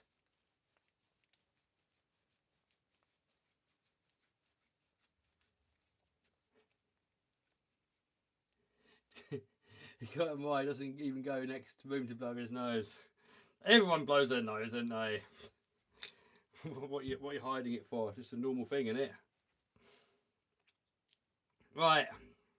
That way, I'll tell you what though. I'm quickly going to whip the actual whole diff out again though, just to make sure I put this in the right way around.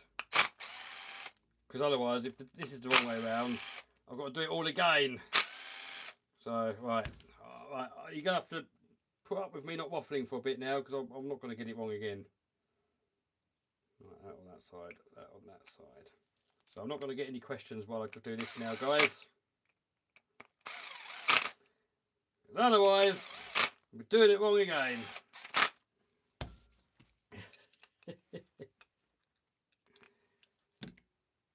Someone goes job before eBay.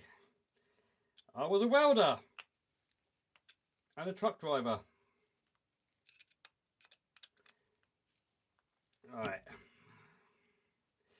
Right, so top of the housing there.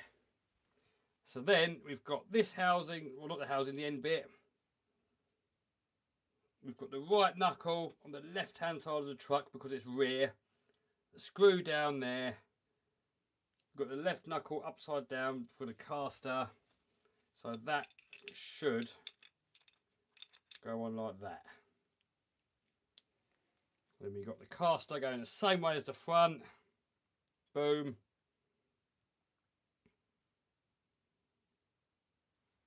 Steering bar on the back, housing top. Right. I'm waffle again now.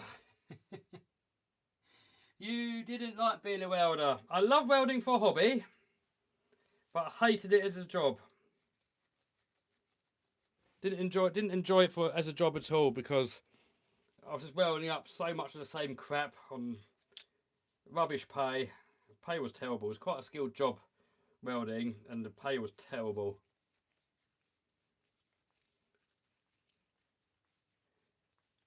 Welding seems really bad for your health doing it every day. Yeah, I mean, if you haven't got extractors, I mean,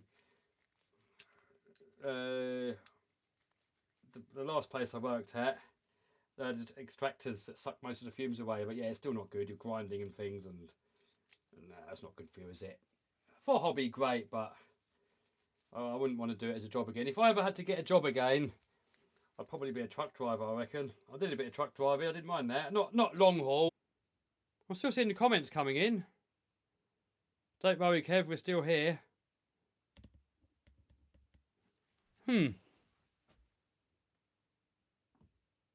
Hopefully, he'll come back in a minute.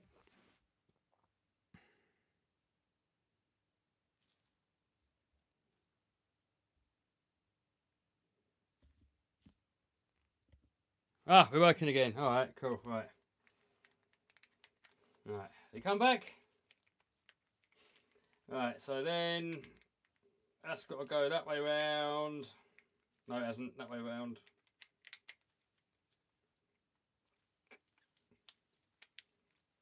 Right. That there. That's top.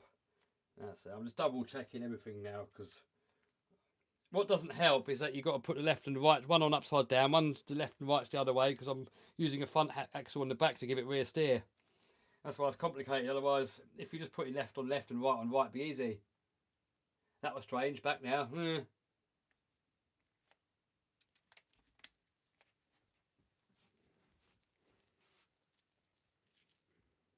Is it working again, is it?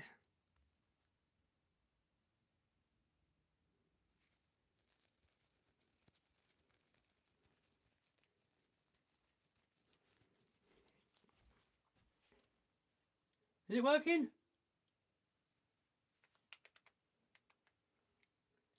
What's the deal with ads during the chat? It's nonsense. I don't know. So, I have to look at the settings. But how many ads are you getting? How often? How often are you getting an ad? Yeah, everyone comment. What intervals are you getting ads? Is it every 5 minutes, every 10 minutes, every 15 minutes? How many are you getting?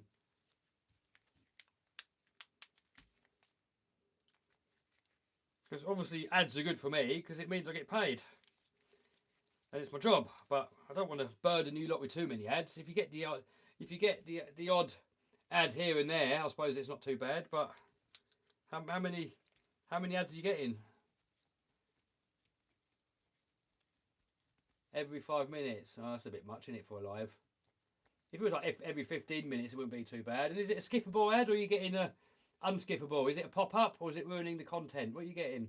Because I'm watching it on my screen here. I've not had any ads come up. Every 15 minutes, someone said. Yeah, I mean, every 15 minutes, not too bad. Oh, I got 2 in the past 18 minutes. Yeah, it's not too terrible.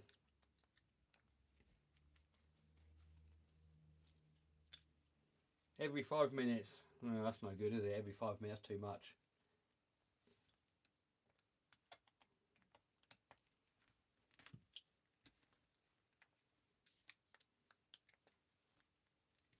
Right.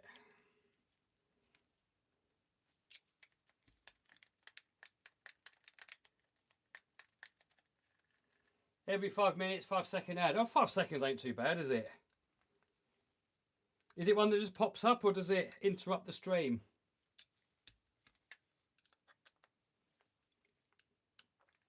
YouTube have changed a bit. I mean, I don't like what they've done to the app for living. Because before, I could set the app up, and then I could go on my PC and put a thumbnail in and turn the slow mode on and all that stuff, and put any links in the description that I want to do, and then I could go back on the phone and start the stream. But now it won't let me. It won't let me do it. Right. Back to where we was ages ago now. Alright, this is the bit I'm hoping is going to work pretty good. But we'll soon see if it doesn't work. I'm hoping it will work. Are these trill axles? Yes, they are, dude. What are you doing, Ginge?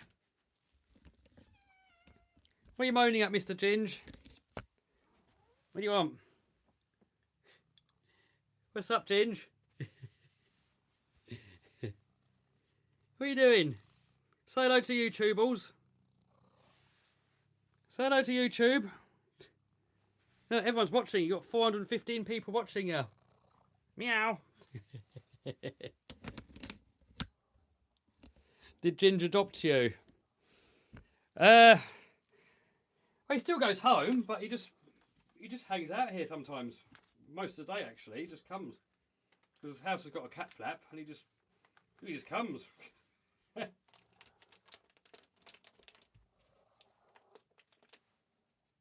Ginge wants attention, he does, yeah. Why don't you come on here, Ginge? Come up on here. Then you can say hello to the viewers.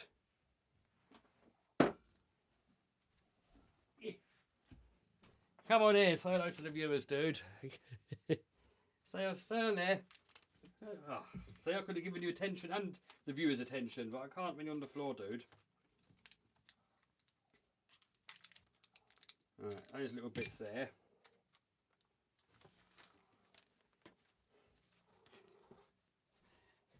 Ginge, he's just rubbing on my legs. Come up here and watch, Ginge. Oh, come up here and watch. He doesn't like the gloves. He doesn't like the gloves.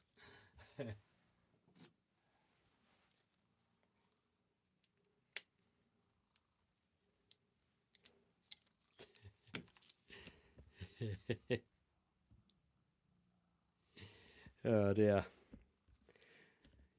Ginge. Right. So now that way up, we've got these little top hats here that go under there, and then that in there, screw in there,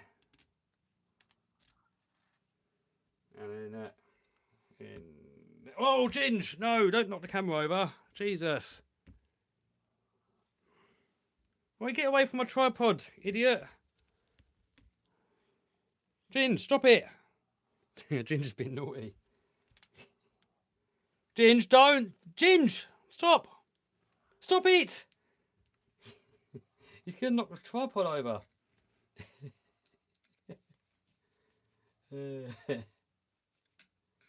Should start charging him rent. Yeah. CDS, cat distribution system, they find you. Yeah, they certainly do. Right.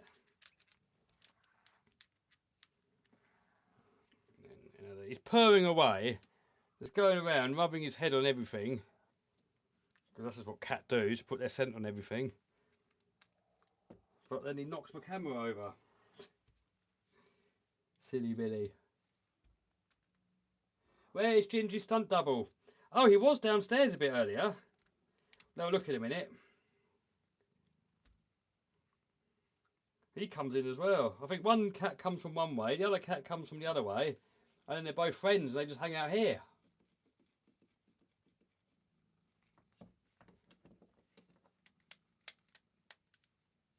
And he goes, have you ordered MCD yet? Not yet, dude. Right, that works. I can't see why this shouldn't work. Really can't. Right.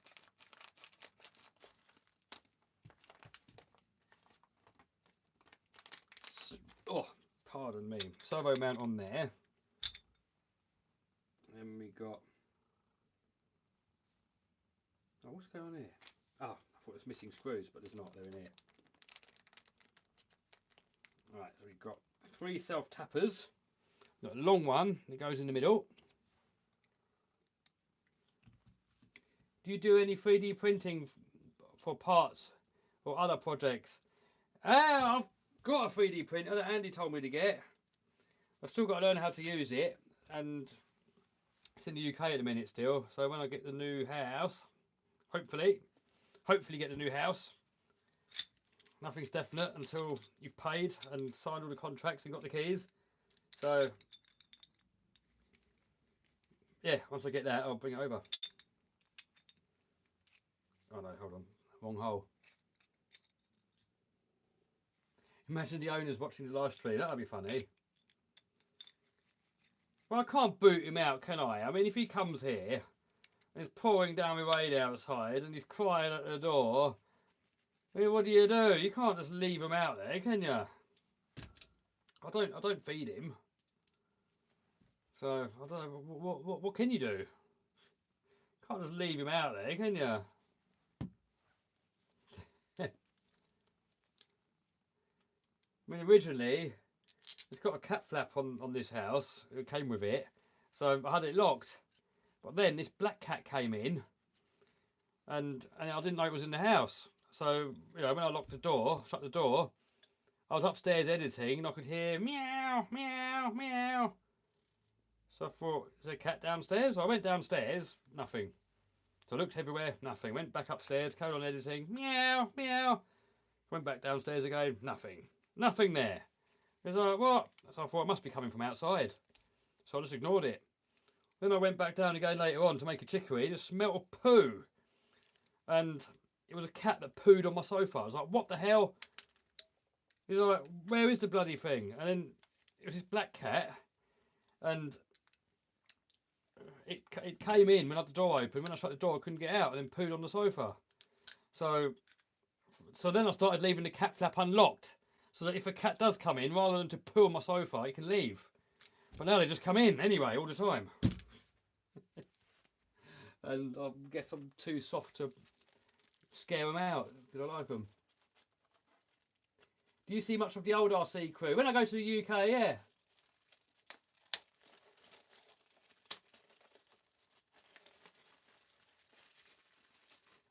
Black cat vandalising Kev's house. Yeah.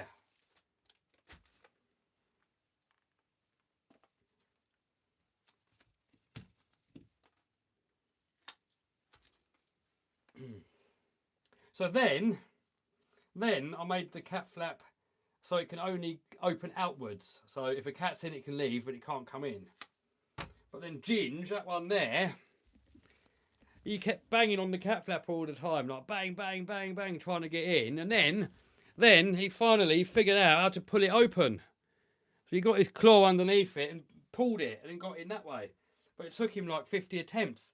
So while I'm trying to sleep, all you could hear was like bang, bang, bang, bang, with him trying to get in. So then I just had to unlock it and just let him go in and out as he wants. So now I've ended up with a Ginge. Yeah, boy.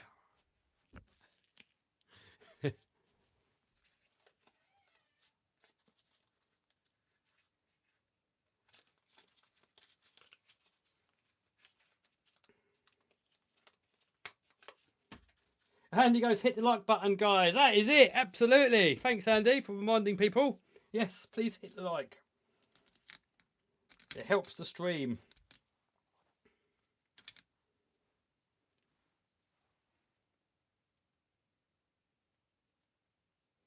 It's life or death if you're an animal. Yeah, I guess so. He just wants... Well, he's got a house. He must be cared for because I don't feed him, and he goes... Sometimes he's here all day and all night, and he'll literally go away for like an hour and then come back. So someone must be feeding him. He's perfectly clean. He's got no fleas. He's just... Sometimes he comes smelling of shampoo and he's all fluffy, so they must bath him. So yeah, he's someone's obviously, isn't he? Unless he does the rounds, maybe he does the rounds and goes to other people. Everyone thinks it's someone else's. God knows, I don't know.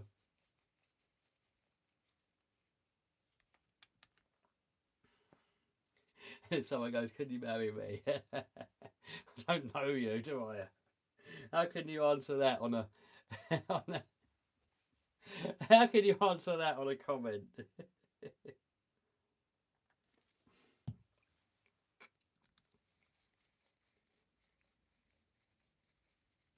How are your other cats back here? You mean UK? Yeah, parents have got those. So they're all good. That's a good looking feral cat. It's definitely not feral. I mean, it gets the flea treatment because it had this greasy stuff on the back of the neck where you put it.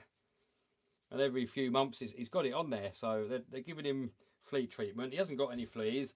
His fur is like immaculately clean, no knots or mats in there, and he smells of shampoo half the time when they bath him. So he's definitely cared for. Cared for. Come on, Kev, marry her, go for it. Marry someone on the comment. Can't even see what they look like or nothing. Oh dear. Right, Servo Saver.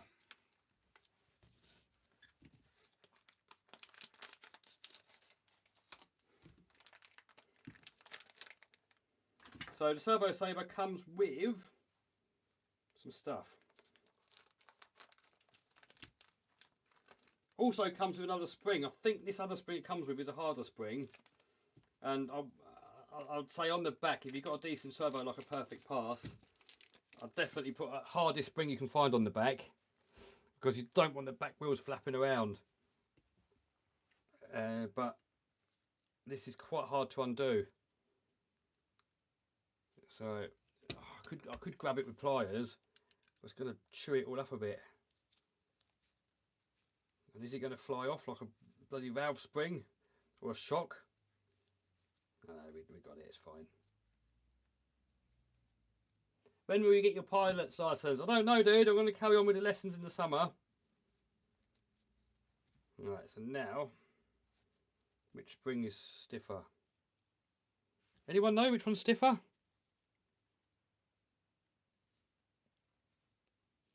I mean, that one, the silver one feels stiffer. Let's measure it and see. So that one, 1.5 mil, 1.6 mil, and there's no paint on that one. Yeah, I think the silver one's a bit stiffer and it's slightly longer. So let's put the stiffer spring on the back, because I really don't want them back wheels flapping around.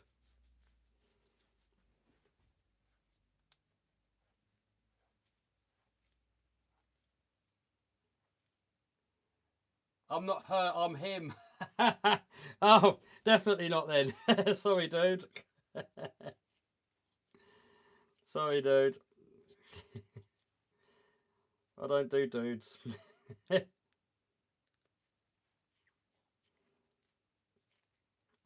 Right. So now I've got this servo tester here.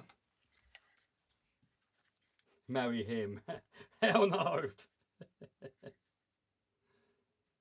Right. That in there.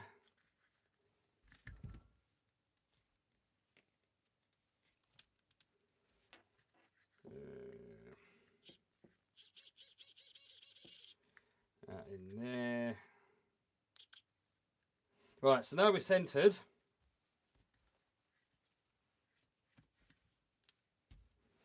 Now we can put that on there, but I think I'm going to put that on there first, because I think this isn't fully 100.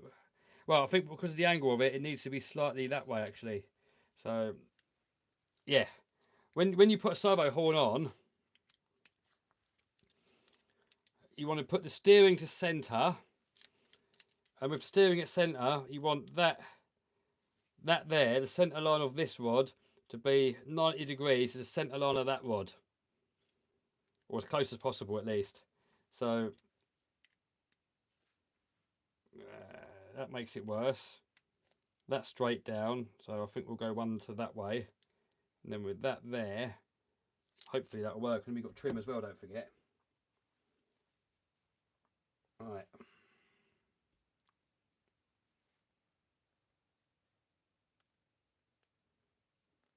Is this going to have one or two servos? One on the back, one on the front, dude.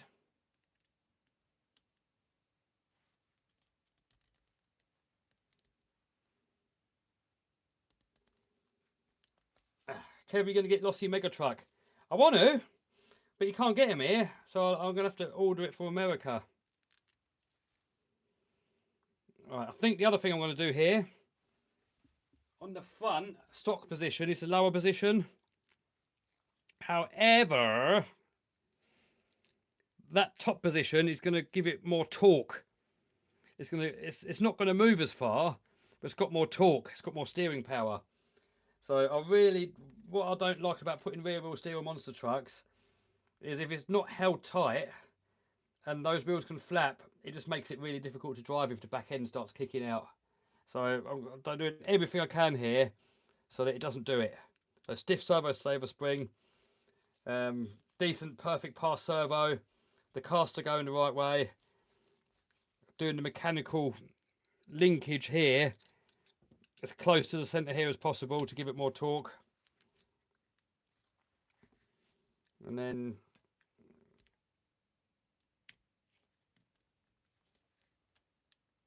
yeah, so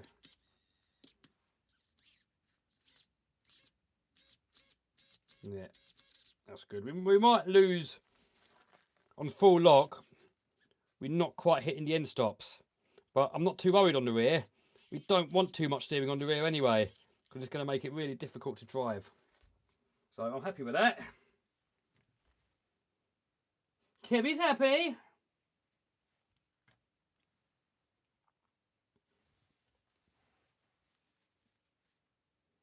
Spring released coils is stiffer. All right, cool. Bit late now, got it in, but it felt stiff. I was pushing it, and the coils were thicker. I'm not putting much Loctite on here, because if that locks itself in there, you're buggered.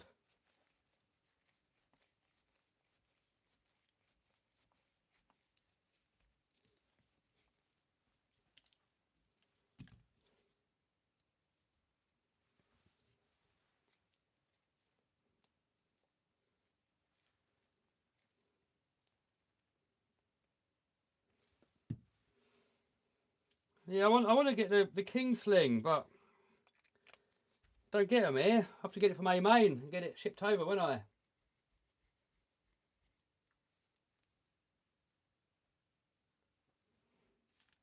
Right. Someone goes, get the servo centered. Well, it is centered because you're actually looking for center. You're not looking center there. You're looking for 90 degrees there and there. That's what you're going for. 90 degrees there. So, you know, if you don't think about it, you probably do it 90 degrees to the actual housing, but you don't. You want to do it 90 degrees to this link. And because the link's at that angle, look, that's why we've got to do it like that. So, yeah, anyway, cool, boom.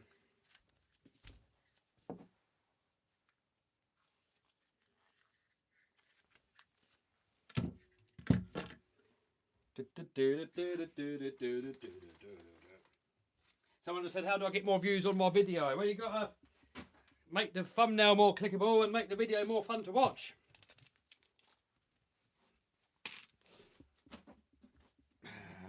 Right, so now we can get that bolted back on.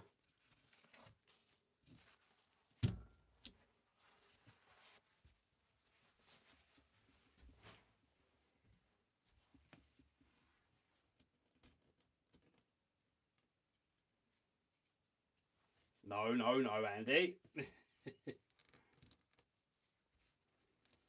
Right, that don't need. That we don't need. Quick little tidy up.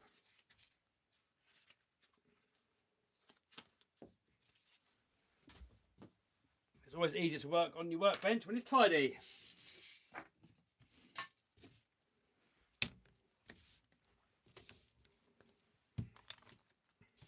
So anyway, there is one, I think, complete housing. Look at that, whole thing's aluminium, got that perfect pass servo on there, all 70-75. The machining is beautiful, and I've bashed the hell out of these before, and they're so durable. So now all we got to hope that the servo is not going to, might have to ditch that fuel tank, it might come up there and hit it.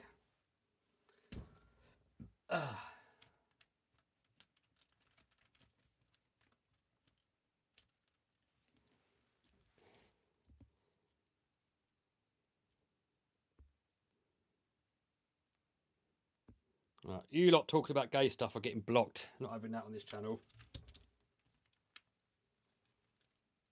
Not for me. There's plenty of other channels if you're into that. Not here, dude.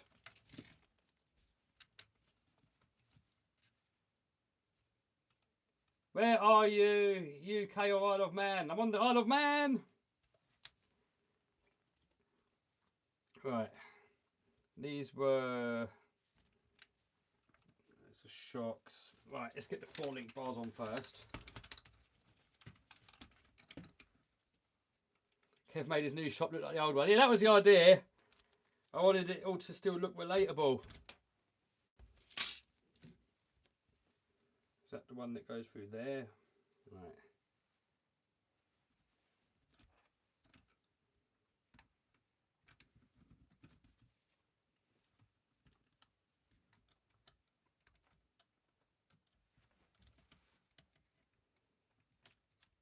That in there, that in there, and then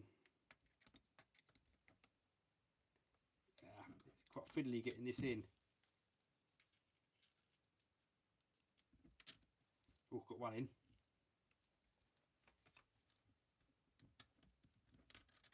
Yes. Right, so now I've got to try and get the nut in there as well, and that is quite tricky because it's all tucked in behind under there.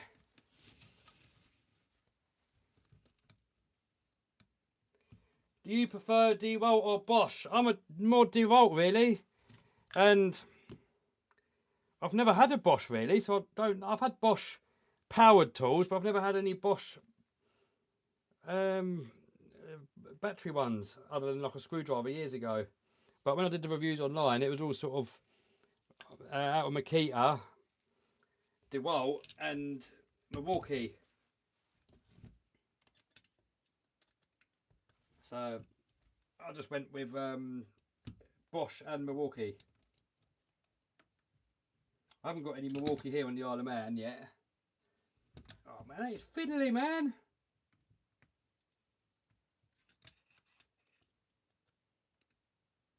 Might take a few attempts getting that nut on there. Once we've got the first few threads on it, it should be easy. Oh, come on. Damn it.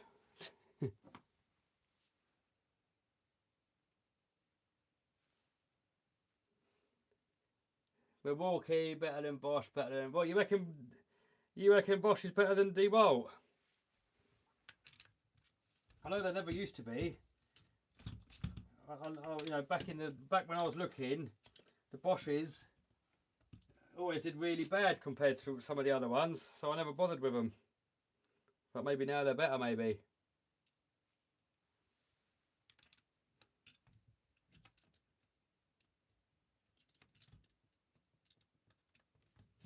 Oh man, getting that nut on there is virtually impossible. Look, let me take the camera off and show you. So I've got to get a little M3 nut, and I have to get it, if it focuses on there. Now, you can't get your fingers in there. You can't get your fingers in from that side. And there's not even enough space there to hold the pliers, because if you do it with the pliers, it puts it at the wrong angle, and it still won't bite. And there's not enough, maybe there's enough room just to come in from there. Oh, of course it's not impossible, dude. I've done the front one, which is the same. It's just really fiddly. And I tried putting it on the nut wrench, but then it comes in at the wrong angle.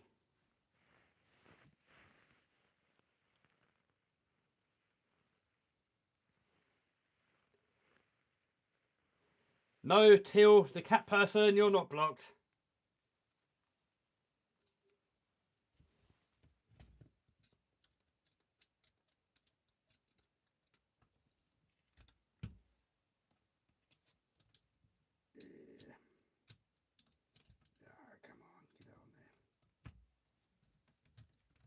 Oh, come on, man. Jesus.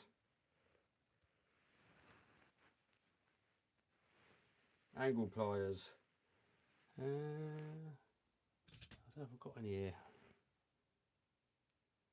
I don't know if they would help though, because it's not. See, look. Oh man, it just comes in at slightly the wrong angle, so I can't get it to grab. Oh man, this is frustrating. Seriously frustrating. I don't know how you're supposed to do it, because you can't get in there. Look, the angle's wrong. It's not catching the thread. Oh, come on, man. See, that is when RC is not fun. It's when it's stuff like this happening. These fiddly things, and no matter how much you're trying, it's just not working. This is not working. Use a magnet to start it off. I could try that. I've got a magnet here. Let's try that then. That's a good idea.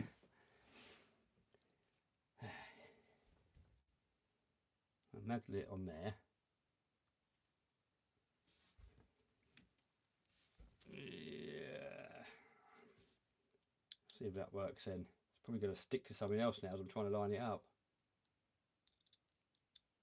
Oh. Right. Is that going to work? Probably not. Oh, maybe.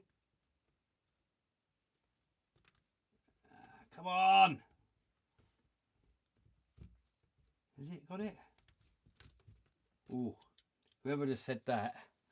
Whoever said that, Steve. Was it Steve? No. Use a magnet to start it off. Oh, you just got off the chat now. I think it said Archie, but whoever you was, thanks, dude. It's got on. Thank you very much. You just stopped a rage from happening.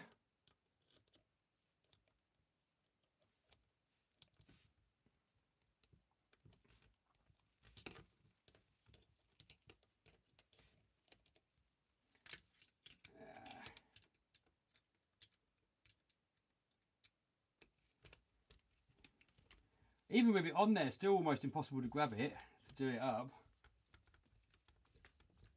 We got you covered, Kev. Thanks, dude.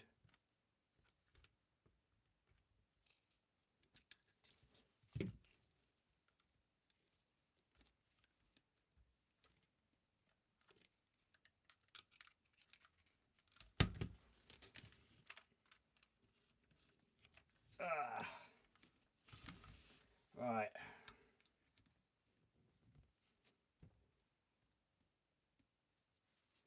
That there. That there. Right. Them screws I think I need, don't I? It comes with new screws, but you can use the old screws as well. You get in a Megalodon Mini. Yes!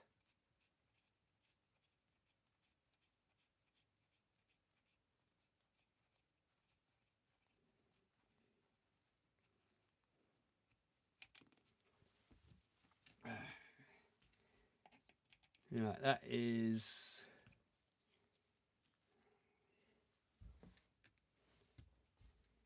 that screwage in there. Get in there, boys and girls. Can you see my chat? Yes, dude.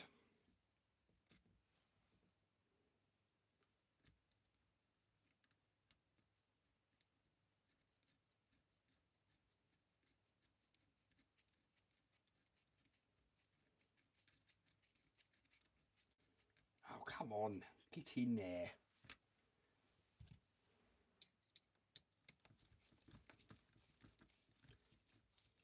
Who's your favourite to hang out with? Yes, mate, or Ian?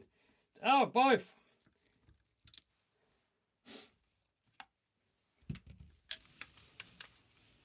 Yeah, Ian's obviously better for the monster truck because he knows how it works.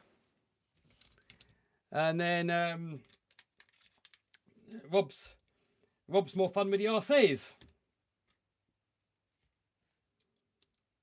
But I don't like to choose what friends are better and worse and all that. I like all my friends. If I didn't like them, I wouldn't have them as friends.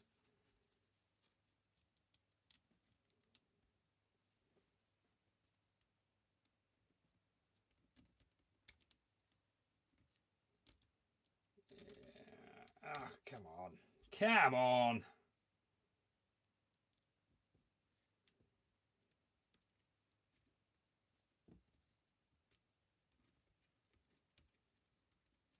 How long is the stream, someone says? Don't know yet. I'm not going to go massively longer. I mean, I really just want to get this off my bench because I've got something else to unbox. So, and to film because we're going out crawling tomorrow. So, oh damn it. So I want to get all this loose stuff off my bench. Because if I try and move all this lot, I'll never know where anything is. So, and I can't use the other bench because I've got the mega bundle on there. So I've got to get this thing off the bench so I can start on my next project. And why is that not going on there? What is it today with this, man? So this is one of them days when everything's going wrong and you're better off just putting the tools down, not bothering. Because that's how you get burnt out when you're getting fed up with something. It's supposed to be fun. If you're not getting fun out of it, that's when you've got to stop, especially when it's a hobby. It's only because I'm live. Well, I'm carrying on. You guys are keeping me sane.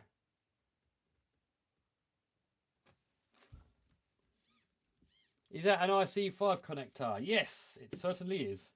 Right, that is on. Drive shaft I'm going to do off camera because I've got to grind it a little bit to get it to fit. Oh, shocks got to go back on. Then we can see if it hits that. Actually, yeah, shocks. Yeah, because then we can see if the servo is going to hit anything. Actually, I think it's going to be alright. Might be alright.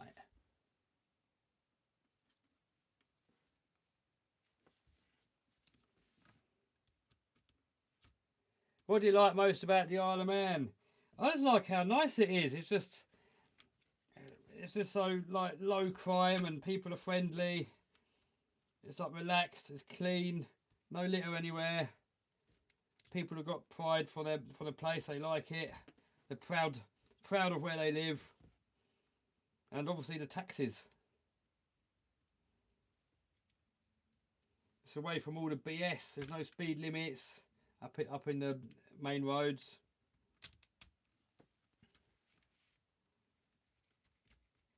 Yeah, I love it. Best place I've been to in the world so far, or from all the research I've done online as well. Apart from the winters are a little bit gloomy. I mean, it's warmer here than the UK in the winter, but it's still pretty miserable in the winter, really, most days.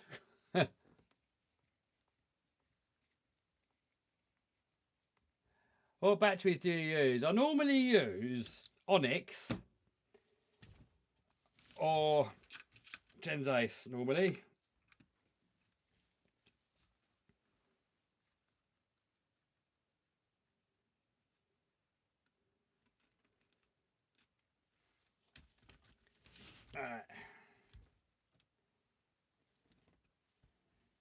It's got 3 shock positions here. I like my shocks to be spread out as wide as possible because I believe it handles better like that. If you look at Son of a Digger Monster Truck, it used to have wide axle housings and the shocks were at a nice angle, sort of leaning. If you looked at the truck from the front, the shocks used to be sort of like that angle, like that. And if you watch that truck land and handle, it was so much better than all the other trucks. And now, Son of a Digger's got normal axles on it, so now the shocks are like that. And you watch Son of a Digger now, it doesn't handle anywhere near as good as what it used to, by the looks of it. I mean, maybe I'm wrong, but just from watching videos, it doesn't look like it handles as nice as it used to. So I like to put my shocks out wide on a monster truck. And, oh, and yeah, we're fine here, look. I thought the axle might hit, but it doesn't look, loads of room. Boom. So that is that axle on. Got to do the sway bar though, and to get this sway bar out you've got to split the chassis. Annoyingly, I was trying to figure out how this sway bar came out. I didn't realise, because normally a sway bar is a bit of spring steel or something that can flex. There's no speed limits, question mark. No, not on the main roads. In towns there's speed limits, but once you get out on the main roads there's a sign there. It's a white sign with a black line through it. National speed limit sign. It's the same sign as the UK it has, but in the UK where it's national speed limit, depending on what road you're on and what car you're in, lorry or vehicle or van or whatever, the maximum you can do is 70 on like a motorway, or freeway for you Americans. But on the Isle of Man, if you get that national speed limit sign, which is pretty much everywhere out of towns and villages and stuff, it's just send it. You still got to be safe, but yeah.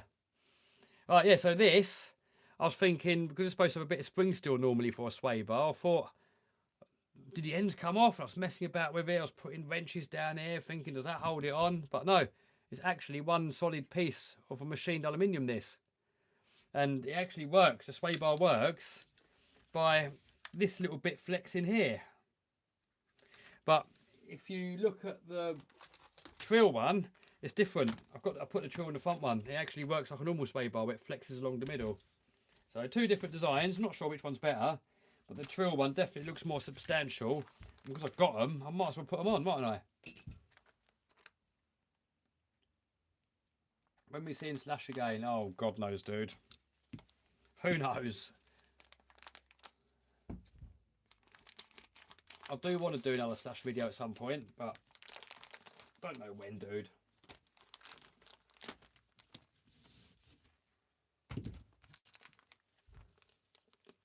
Is Spectrum products good for upgrades on MT10?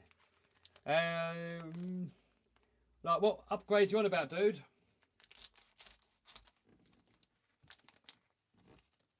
I mean, their radios are good for bashing. I wouldn't use them for racing, but for bashing they're good.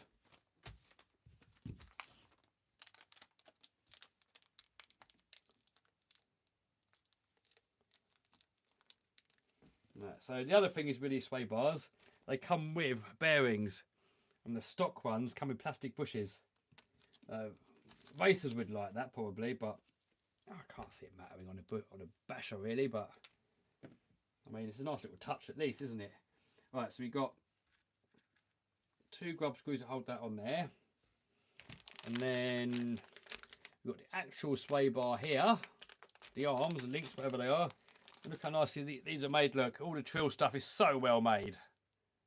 You can't fault it. It just fits together perfectly. Super durable as well. Really can't knock it. Alright, so now I've got to split that chassis. Annoyingly. Not with that one. Where your chicory? I'll put it up on the shelf, but it's gone cold now anyway. Ah, someone getting blocked. Someone getting blocked. Bye-bye. Bye-bye. There you go. See ya. Any negativity, any nastiness, gone. Not interested. I really pride myself on having the best YouTube community, where just like-minded people can go on, away from the rest of the BS in the world, and just have a nice friendly chat. Any nastiness, block, gone. Whether it's you bullying me or you're bullying someone else, I don't care. If I see it, if I see any bullying, I don't care who it's aimed at, you're gone. I'm not having it on this channel.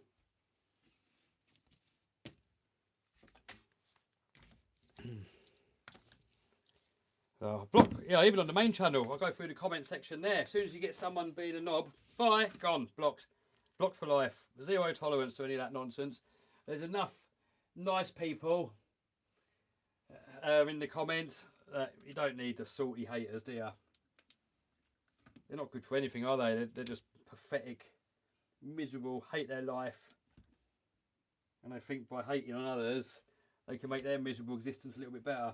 But if they put that energy into making their own life better, they could have a better life as well. But nope, they just think it's easier just to try and make someone else feel bad about themselves. Pathetic.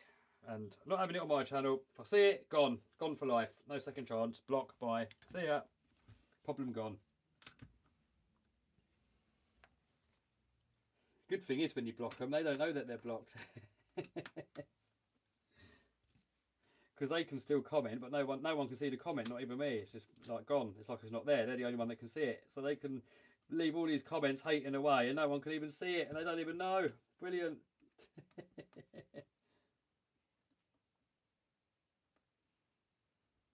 No, I've got zero tolerance to any bullies. They're just the worst type of people, bullies. Their sole intention is to make someone else feel bad about themselves and to try and ruin someone's day. They're just the worst of the worst, aren't they? You just don't want to associate yourself with people. If you've got friends that are like that, just ditch them. They're just toxic. They're not good for anything. All they're good for is ruining things. That's all they're good for. all they're good for is making people's lives worse. So if you want to have a good life, you've got to distance yourself from these sort of people. So that's why in real life, if there's someone that's a bully, I don't want nothing to do with them. I won't even talk to them. I'm not interested in bullies.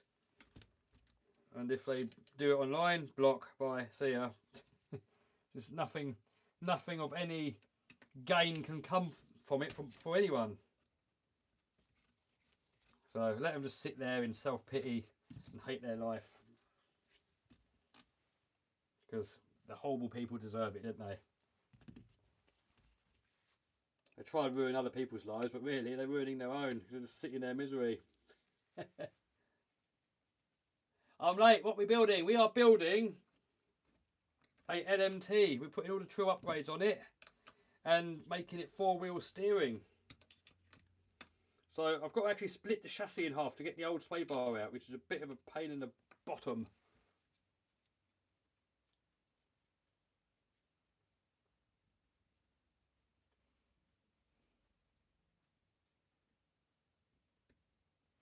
So when you're blocked, you can watch the live. Yeah, you can still watch. You can still watch. Your comments are not seen by anyone. Not even me. I can't see them. They're just like gone. I can't even see it in the spam folder. It's just like it never existed. Which is perfect because it just doesn't do anything, does it? I mean, it doesn't help anyone by seeing that sort of negativity. What does it do? Nothing. It's just nonsense. I mean, I'll tell you what is good is constructive criticism. If someone goes, oh, you know how you could do this a little bit better, if the intention of the comment is to give you advice and to help you, that's constructive criticism, and that's good. We encourage that. But when people leave a comment and the intention of the comment is to try and make someone feel bad, then that's hate, and that is instant block, no second chances. Because someone that leaves a hate comment, that's just how they're wired. They're made just to be toxic, horrible people. And they're just made like that. There's no use giving them a second chance. Because even if you warn them, they'll just do it again to someone else later on. They're just made like that. You can't help them other than just to distance yourself from them and have nothing to do with them. Best thing you can do with people like that.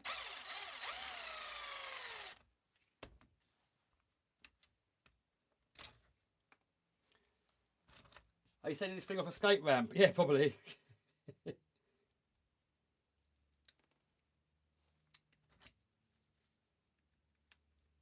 It's got to go. It's got to jump. Well, maybe not fully to the moon, but yeah, you've got to jump it a bit, don't we? What speed screwdriver do you use? Well, this is a DeWalt impact driver. Hold on, let me get a nut back on there and I'll show you. It's not a screwdriver, this. It's an impact driver because I can control them easier. I'm used to it. It's a DCF 815. So this says 10.8 volt, but you guys in America, you call them a 12 volt, but they're the same. So you've got an American one here, American battery. And that's a 12 volt battery. And the European ones, they're a 10.8 volt battery. But they're the same voltage. I think in Europe, it's something to do with they have to give it like the medium voltage.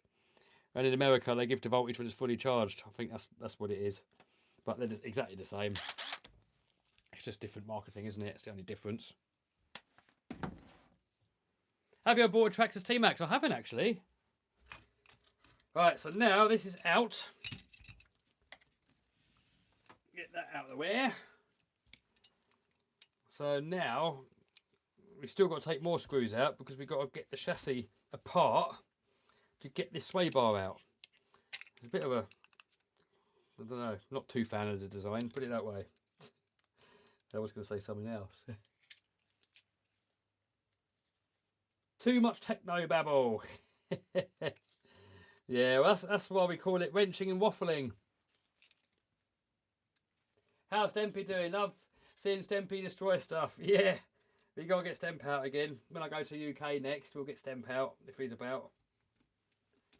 Right, that's off. So now once we get some more screws out, this will separate. And I've got this aluminium top shock thing, so we've got to take them screws out anyway. But on the front one, once I had these 2 screws out, I could bend it out just enough to get this out and the new one in. How are you doing, Kev? Thanks, Mr. Danny. I'm doing good. I'm doing good.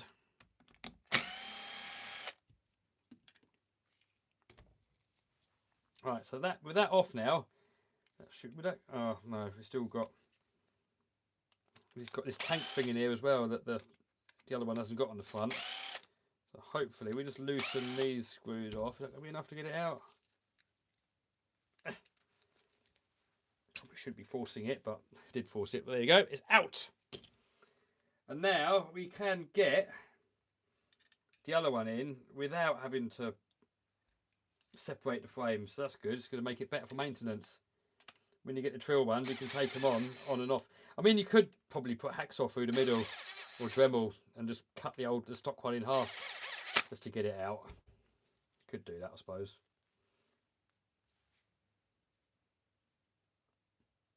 Have you been driving a monster truck? Not for a while, dude. I need a holiday home in Florida. That's what I need. No Loctite on the screws. Not going into plastic, you don't, dude.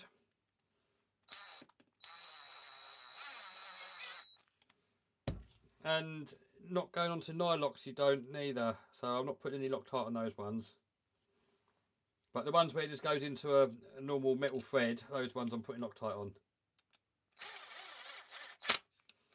Right, so that's that one on. Boom.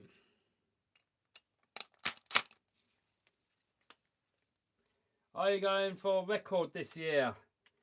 What with, dude? You mean winning the monster truck? I want to. I've been trying for the past... I've done 3 shows. One was a complete letdown, the last one, because I put a new steering system on it and it let me down. The hydraulic hose kept coming loose. So I've sorted that now, so I'm hoping this year it's going to behave itself. Oh, damn you.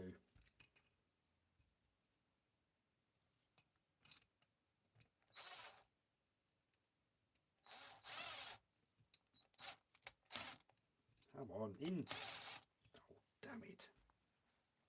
What time is it there? It is 8 o'clock.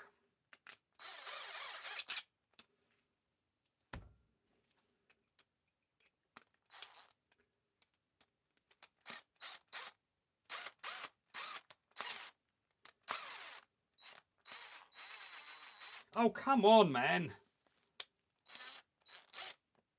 Why is that not going in?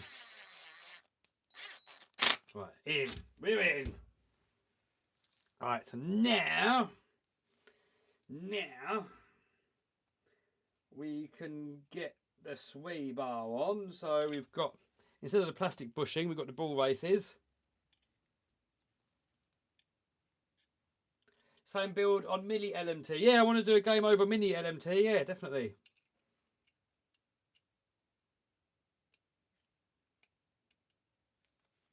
What magnet do you always have on your bits? Oh, these are these little magnets I bought off eBay.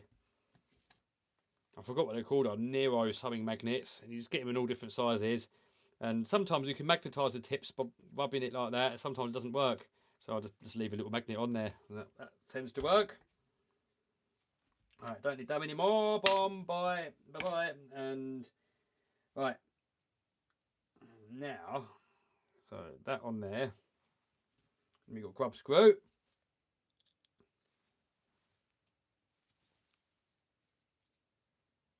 Any tips for starting nitro for 2 months of storage? Oh, dude, I'm not an expert when it comes to nitro. Definitely not. But 2 months isn't that bad, is it? I mean, my nitros are normally like a couple of years or 3 years. But what Mick always says is if you've had it away for a while, it can gum up a little bit. So I'm going to leave these loose for now and then only nip them up fully once it's all back on here again, because the whip's going to change. So Mick says it might run a bit crappy when you first start it up because it's all gummy, and it might run a little bit leaner than it normally would. And then the tempting thing to do could be to mess about with your carburetor settings. But then as it ungums itself while it warms up and it's running, now you've messed up all your settings. So Mick said, just start it up, let it warm up, let it run for a while, and just don't touch any settings. And eventually it should go back to its tune or thereabouts. So I think I got that right. I think that's what Mick said anyway.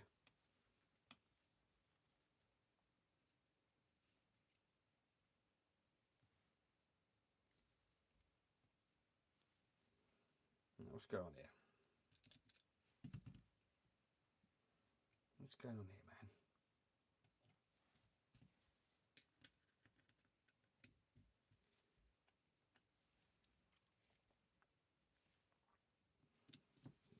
So we'll get these located on the flat spot at least. Right, cool. Right, that is on. So left that a bit loose for now. Next up, we can get this back on there. And I know it's going to be fiddly to get the screws in. And the worst one is going to be the battery box. It's got these little nylocks that go on the back here. Oh, this is going to fall out, aren't they? What about? They're definitely going to fall out. Definitely they're going to fall out. So we've got a, it's going to be fiddly. Still got WL tyres A595. Yeah, still got all those actually. That's going to be so fiddly, I can tell. Oh well, just have to deal with it, won't I? You can sit there in comfort watching me struggle. Sure, some of you will find it entertaining watching me struggle. What phone do you use for live streaming? Oh, this is an iPhone.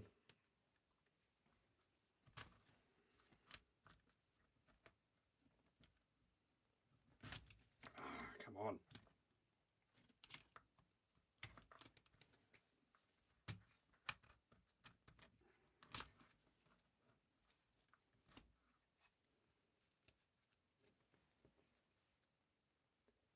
No ads for premium. I was getting fed up with ads for things I'm never going to buy. Oh, absolutely, Paul. I'm the same.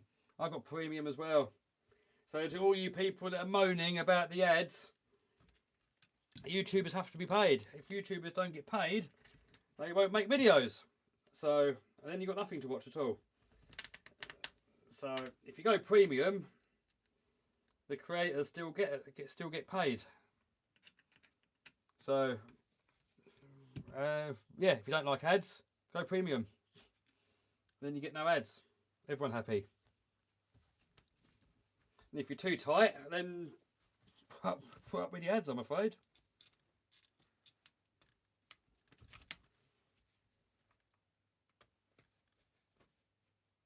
Are you putting limit straps on?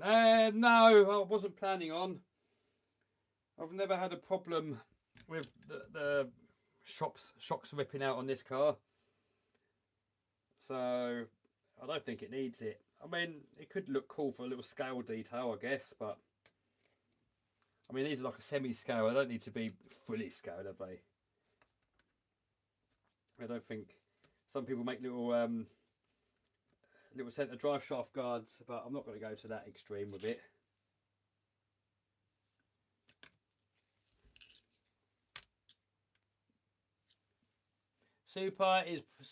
Premium is super worth it. Not one ad the whole ever. That's it. No ads at all. It's not that expensive. So anyone that gets fed up with ads, 100% go premium. So much better. I'm with you. I hate watching ads. But creators have to get paid. They're not going to do it for free. So you either got to get premium or put up with ads, I'm afraid.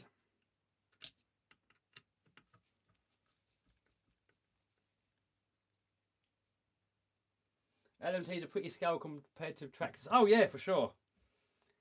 I think they've got just the right level of scaleness. Because if you make something too scale, then I don't normally bash that well. But these you can still bash them. So they got a good compromise of scaleness, I would say. Sometimes some of the really scale stuff, it becomes not good as a RC anymore. It just looks good.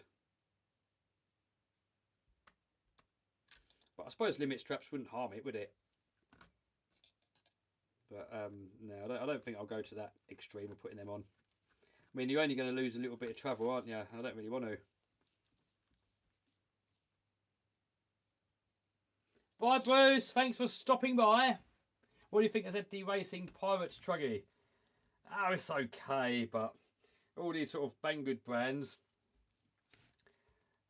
I'd say they're good for like smaller, cheaper stuff. But when you get to the bigger stuff, I'd probably go with like a proper brand where you can get parts from a shop from.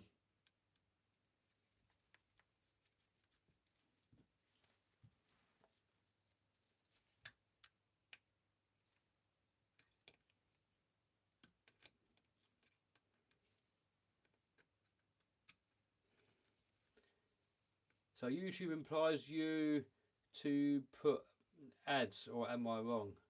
Huh? YouTube put the ads in. As a creator, you can choose where to put ads, or you can just let YouTube decide. So I'll just let YouTube decide where to put them. Right, that is on, but I've got to do the battery thing now. I'm going to use Matey's trick actually with a magnet. I think that'll work. Where's the magnet gone? It's on here. So magnet on the side this time. And then the screw on the side, like that. And then, is that going to work? Or maybe, might work. At the end, can you do a little rip at the skate park? Not today, dude. Night time now.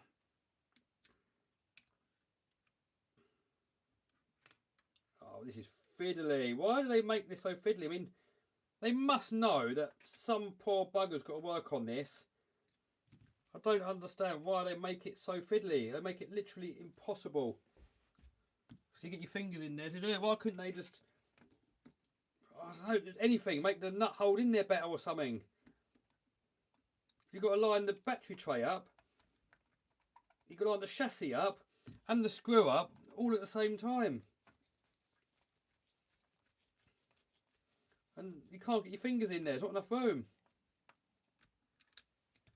Right, that one's in at least. It's just I don't know, sometimes when they design things, they don't design it, because part of the RC hobby is wrenching. So if you're getting fed up with wrenching, you're kind of getting fed up with like a big part of the hobby. So I think brands should make stuff easy to work on, so that it's fun to work on it as well. Because if you can't be asked to work on it, you just leave it there broken, and then you won't use it anymore. And then, well, then it's even less money for the manufacturer, isn't it? If you don't use it, you're not going to ever buy any spares. But if the spares are reasonable, the RC car's well built, and it's nice and easy to fix, they're going to make more money, aren't they? Versus giving you a crappy experience. So like this here now, I'm trying to get this nut on there. It's only because of this screwdriver trick that I can do it, because I'd never get my fingers in there. I'd never get pliers in there neither.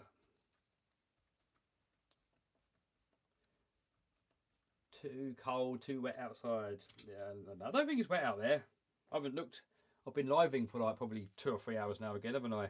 It was dry out there earlier. I don't know if it is now.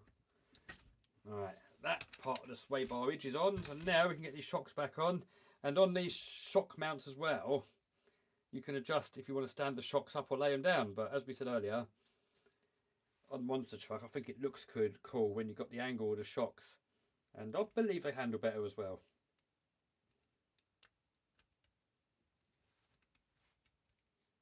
Might just be imagining it, who knows, but if anything it looks good. I reckon it does anyway.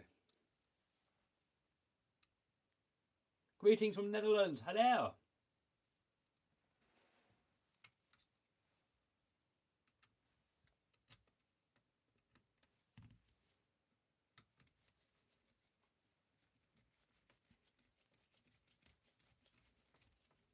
Right, that is on.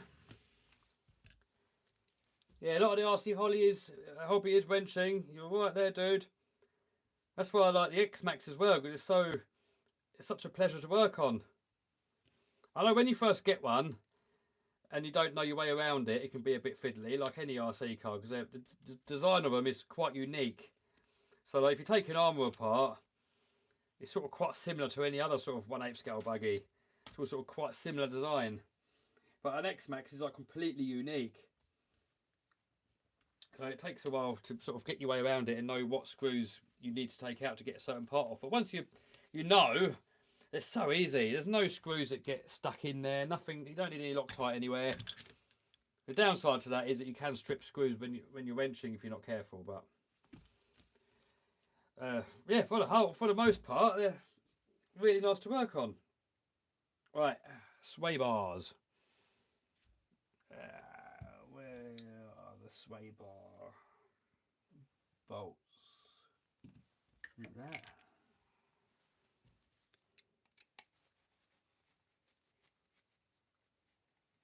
Hello from New York. Hello, dude.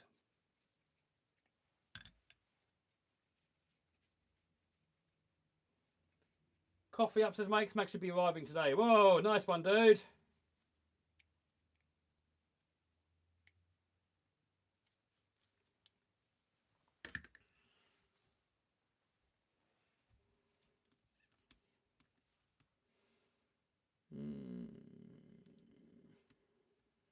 There's that one. Where's the other one? There's the other one.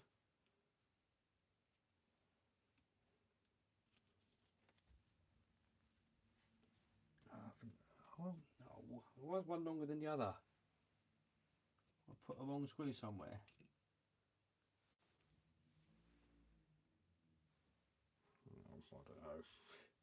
I don't know. Oh, my screws seem a bit weak to me. Always get stripped as Noah. I think they're quite high grade screws. I don't know, maybe I'm wrong, but I think it's more that so much is Loctited in on armours that it makes it easy to strip them off. I think that's more what it is, I reckon.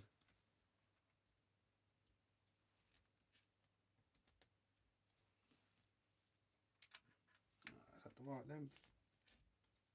No, I need another screw like that. Oh, that one there is long.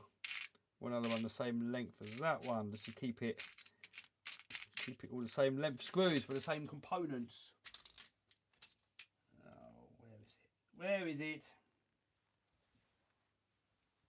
Oh, no, sod it.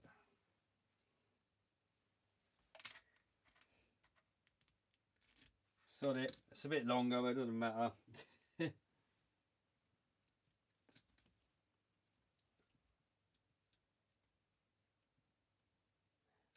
When's the next RC plane video? Oh, I don't know.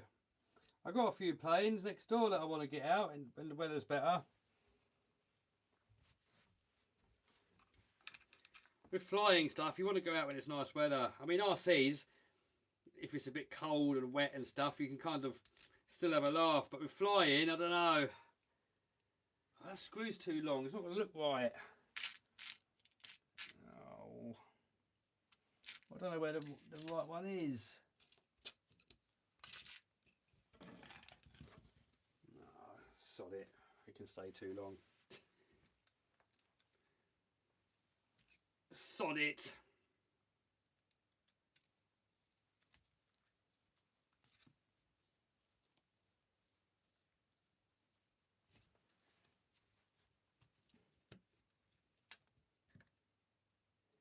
How are your FG doing? Oh, Andy's painted me the body for the bug. So I want to get some disc brake conversion kit for it. And then hopefully get that video out in the summer. Do you make a second monster truck? I want to.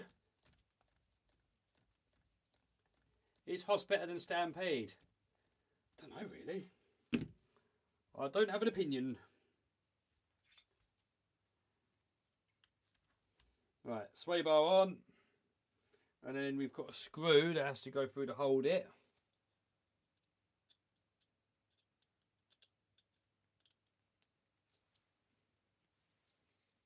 Good gearing for X-Max because stock gearing sucks. Well, I always put the high speed gearing on, but buy it in steel because I'll probably strip in no time.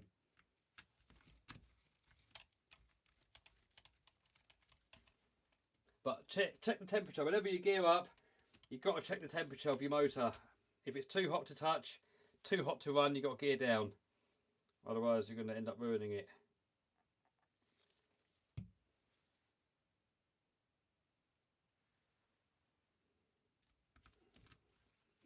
On there.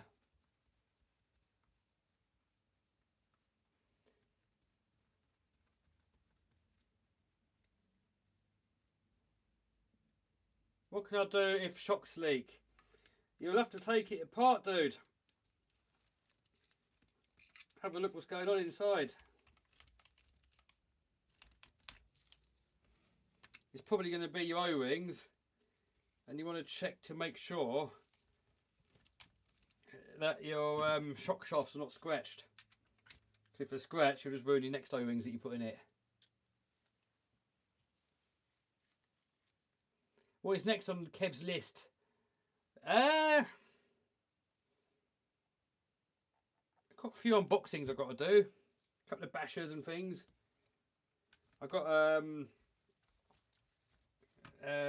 crossbow FTX, because some people say it's epic and some people say it sucks. So I've got one of them.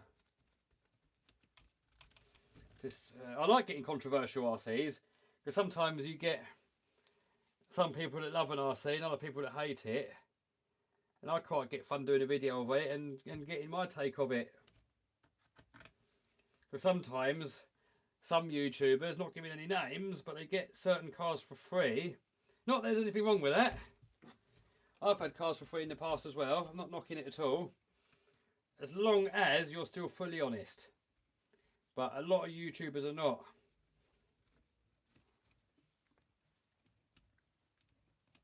This certain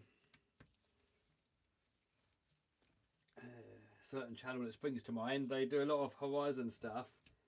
And everything that's Horizon is brilliant. And then every now and then, just to try and to gain a bit of credibility, they'll do like a crappy Banggood car and say, oh yeah, this car sucks. See, we're honest. We tell you when something's bad. We tell you, see, we're telling you that this car's bad. We're honest, see. And then they go back to Horizon and everything Horizon. They never show any negatives, like never. So that is stuff like that I don't like. It's not fair on you guys that are spending your hard-earned money on stuff. I mean, to be fair, most Horizon stuff is good, but they've still got negatives. I mean, everything's got negatives, and to hide negatives, I think you're doing a bit of a disservice to your viewers. Right, that's the sway bar on, axle on. I've still got to wire it up. I'm not going to wire it today. I've still got to do some grinding on the drive shafts to get these trill ones on, because I put an extra shim on here. Because I put an extra shim on there, it's brought that pinion further in, and because it's done that, it means I can't get the screw through the middle. So I need to grind a little bit off of the shaft just so I can get that screw back in. But I'm going to do that off the camera. I'm not going to faff about trying to do that live. Electric wires, I've got to wire all this into the receiver, then I've got to bind it to my DX5 and try and program the rear steer button, which I struggle with every single time I do it. Body wise, we're mounted. Just got to put the stickers on. I'll do the stickers off camera, otherwise if I do the stickers live, I'll feel like I need to rush it to not bore you guys, and I'll mess it up, so I'll do that in my own time. But what I will do before I let you guys go, I want to get at least another wheel done. Let's get these gloves off now, I don't need them anymore. These are the Trill alloy wheels, and they are beautiful. Hello Kevin, says the Goose Gaming. Hello, hello. You are the reason why I have so many RC cars as Lev. Sorry dude. It's a good hobby though, isn't it? Kev, I got a model train from Horizon Hobby. Really? No, they make. Oh, do they make? Oh yeah. I suppose they probably do model trains, don't they? Oh, right. Oh, yes. That's why there were loads of screws in that other pack. Well, what I want to do with this one, I want to leave it together as one and fit it. On this one, I'll split this apart. This is in two halves. You got, oh, it feels funny because I've got a bit of sweat on the hands from wearing the gloves, and it's like a chalkboard. Oh, oh, that's horrible. So I want to try and get it in this time with it in one piece.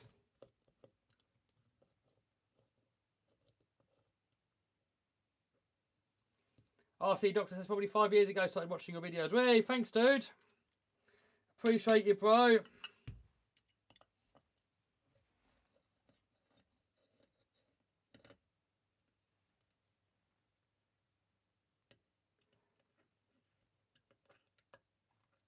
Kev, can you go to my chats, please, before you leave? Oh, dude, so many come in. I can't scroll through and see all of them. What's your opinion on Traxxas Ford Fiesta? Oh, the rally car. Is that the one up there? The Fiesta ST Rally. Brilliant. It drives so good. I always kind of glossed over them and never give them much of a second thought really. But, oh man, they drive so good. Don't like the clipless body because it popped off every time you do a bit of a hard landing or when you crash. Didn't enjoy that, but yeah, I mean, brilliant. Right, so longer screws go to the middle and the shorter ones go to the outside. How's the Mini V8 project going? Oh, nothing at the moment, dude. I'm still waiting for the gears to come that are broken in the distributor. I ordered some new ones, and I think they might have got lost in the post.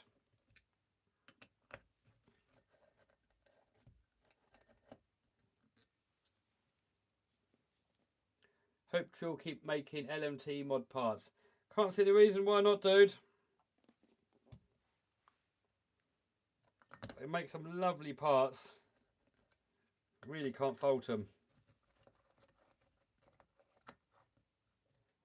I had a lot of problems with diffs on Traxxas. What car's that, dude?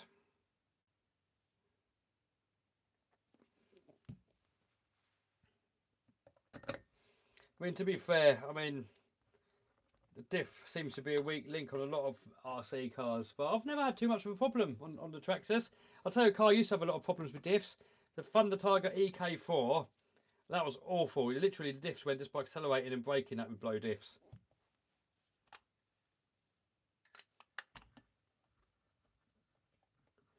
Where did you get those rims from? They look good. Oh, these are from Trill. Go on trill.com.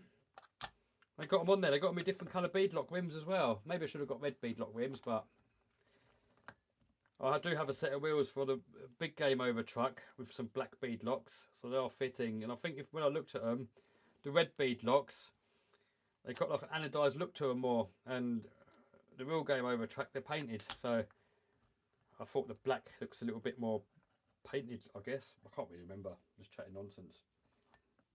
Right. Are the screws missing there? The screws missing? It's got the shorter ones on the outside, but there appears to be not enough. The outside, you put the shorter ones. On the inside, you get the longer ones. But I haven't got any short ones left now. They're all long. I mean, you probably could put longer ones in. It's not going to matter, but let's put the long ones in first. Just turned up. What's up, Kev? I am building a Losi LMT. Putting all Trill parts on it. Giving it rear wheel steering.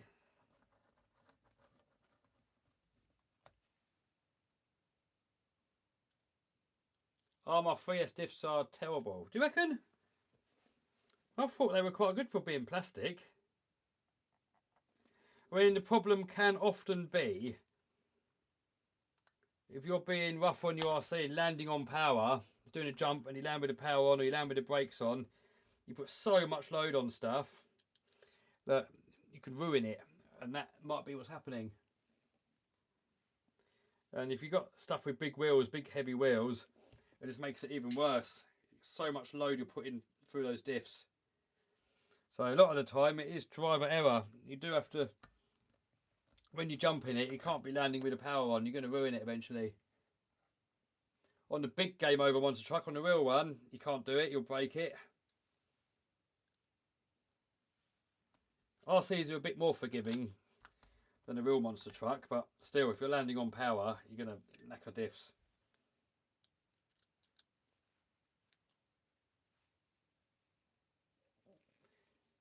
Should you put tyres on before you thread lock? I don't know. I did that one. I put the tyres on first. But on this one, I'm trying to put the wheel together first and then the tyres after. Well, that one, I don't know why that's a... Yeah, it comes with some long and some short for some reason. And I've run out of short ones, so now the rest of them are all long.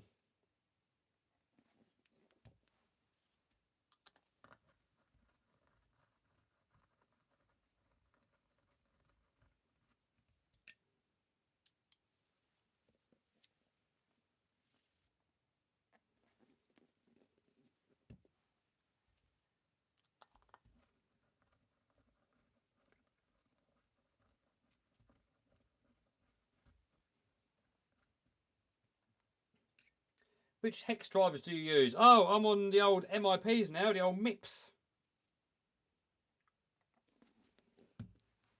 You guys kept telling me, oh, okay, you got to get MIPs, you got to get them, and... Well, you've converted me. I have now. I think what put me off of them, I once borrowed someone's, and it was a really bad fit on the Allen head. It was really, really sloppy. And I had a set of Banggood drivers, and they fitted better. So that kind of put me off of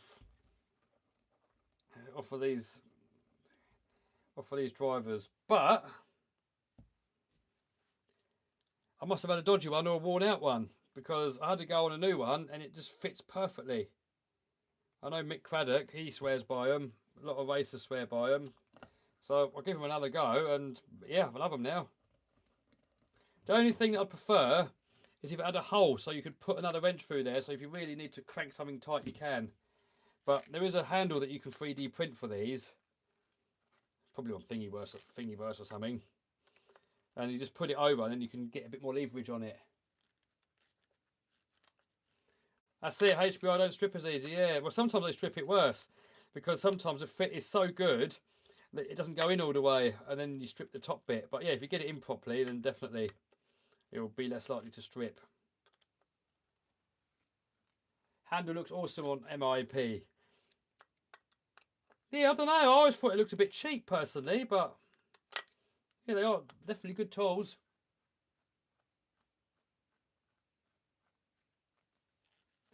I bought a T-handle for that. Oh, right. Where did you buy it from? I know Mick's got a 3D printed one.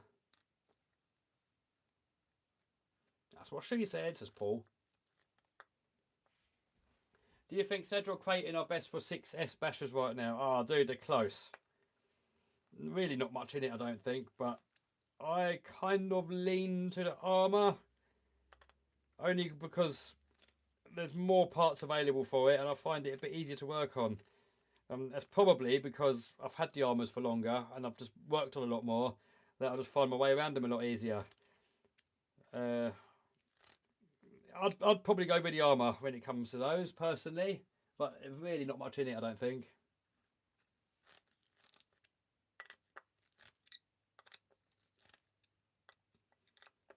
Right, they're all in. See, some of these screws are longer, which is... I don't know why. They must have given the wrong screws, but... Oh, well. Oh, well. Right, so now... This is where you lot are going to cringe. Because I'm going to scratch the wheels up, getting the tyres on. But the scratches are on the inside, so all is good. So when I put the other one on, I had this in 2 halves. I put the little bead lock in first and bolted it on. Then I put the big half of the rim in and then bolted it all together while this one was already on. But that made it tricky lining all this up. So hopefully we can get it on with it all in one. That's what I'm hoping.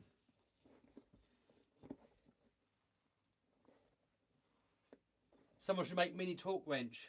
Alright, they probably do. A main sells T handle for MIP. Oh, right, cool. And I forgot about the Max Slash. Oh, I like the Max Slash. Max Slash is brilliant. Plastic tyre levers for bikes, says Paul. Yeah, that's probably what it needs, dude. I think you're right with that. But I'm not too bothered about scratching the inside of these rims, really, because you can't see it. It's on the inside, and it's on the the bit that gets scratched is on the inside of the tyre. Beadlock over the top, you'll never see. So, see, I've got to get that tyre over there like that.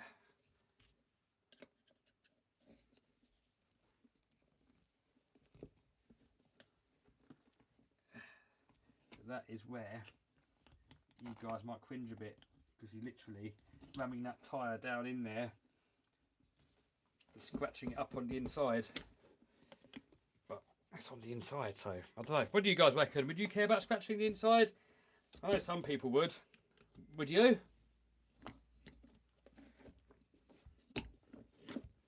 Would you worry about scratching the inside?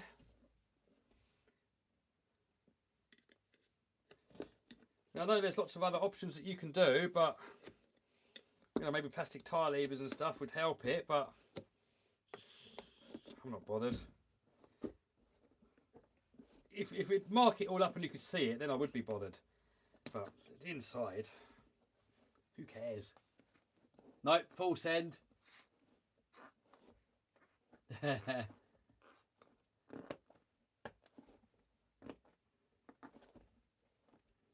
these are really good, these tyres and the rims, because they're bead locks. So the bead actually sits inside the wheel, and then the bead lock goes over the top. You don't need any glue. It's brilliant. I love it. I mean, on the stock ones, they're glued on, so that's why I didn't bother trying to take the tyres off. Right, that was actually a lot easier doing it that way. Trying to put that split rim together when it's all assembled.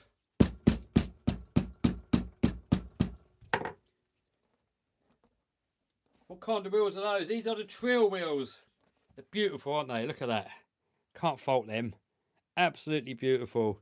But yeah, that's all scratched up on, well, you know, right inside. You can't see it. So who cares? Who cares?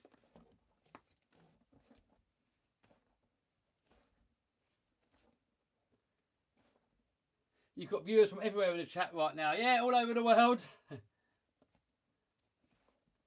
I may push some clothes to prevent scratches.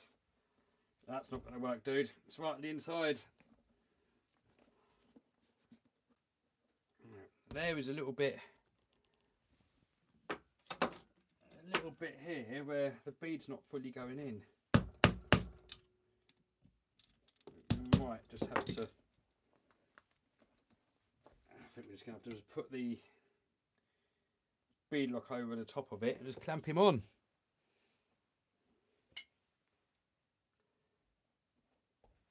Those wheels look too good. I'm tempted. Oh, they're amazing, dude.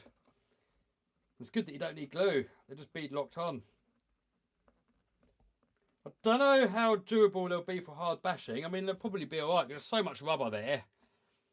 And then you've got the bead lock on there. I mean, I reckon you'd actually struggle bending one. But I don't know. I've hard bashed with them on the Gravedigger, and I've not bent any yet. So maybe they'll be fine. But they look so good, man. Wish I could afford an X-Max. Well, Lev, you can. When you can't afford something, the way you should look at it is not, I can't afford it, because then you've just given up on yourself. You've got to say to yourself, how can I afford it? Because now you've said to yourself that it's possible. You just need to find a way how. And yeah, I mean, I tried a lot of different business ideas and failed and failed and failed, and then something works. And then you try something else and it fails and it fails and something else fails, and then something works. If you never try anything, then you'll never better yourself. So you have to try things. So yeah, everything's affordable. You just got to find a way how. So never say I can't afford it, because that is just a defeatist answer. If you say you can't afford it, then you're right. You can't afford it, and you never will. So change your mindset and just change it to how can I afford it? Because now at least you allow yourself to have it. You just need to figure out a way how. You've gone from not being possible to being possible, at least. They look similar to your monster truck wheels. Yeah, they do. Why so many people dislike the Minimax? I don't know. I mean, I'm not a massive fan of it, really, but then I'm not a massive fan of those little RCs so much. I like the ones that you can use indoors, but the Minimax is kind of too big for indoors, and when I'm outdoors, I'd rather use an X-Max. So I don't know. I'm not fully down with it. It doesn't seem that durable, really, compared to. Well, some of the boys here have got them. They've been beating the hell out of them, and they've been taking it really well. But then some of us have got them. They just broke quite easy. So I don't know.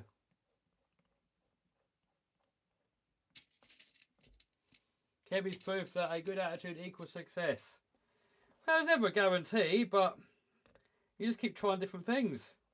Eventually, you'll bump into something that works. You stick with something, and you're willing to learn and try things and get out your comfort zone. There's no reason why you can't find something that works. I can't afford to not go to work. Well, no one's saying don't go to work, but you can always try something else after work.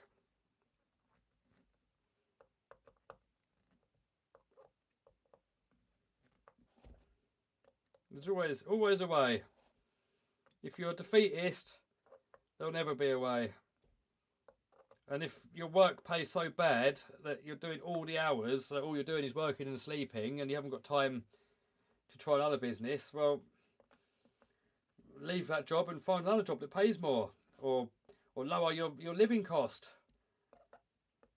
and then do less hours on your job, so that you frees up time to try your own business or your own ideas.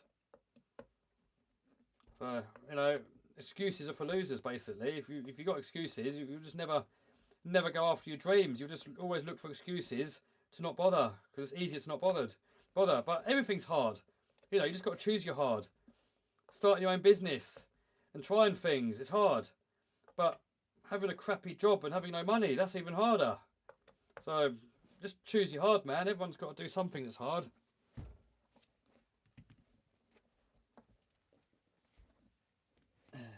Slash crashed into fence. The wheel and caster block tripped out. Oh dear. Dude, that truck's going to look awesome, says RC Smith. Oh no, man. It's going to look good, isn't it?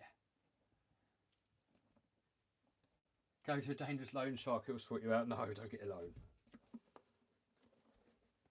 I used to be in so much debt. I lost everything. I was completely broke. So I'm scared of debt now. I don't want to do it anymore.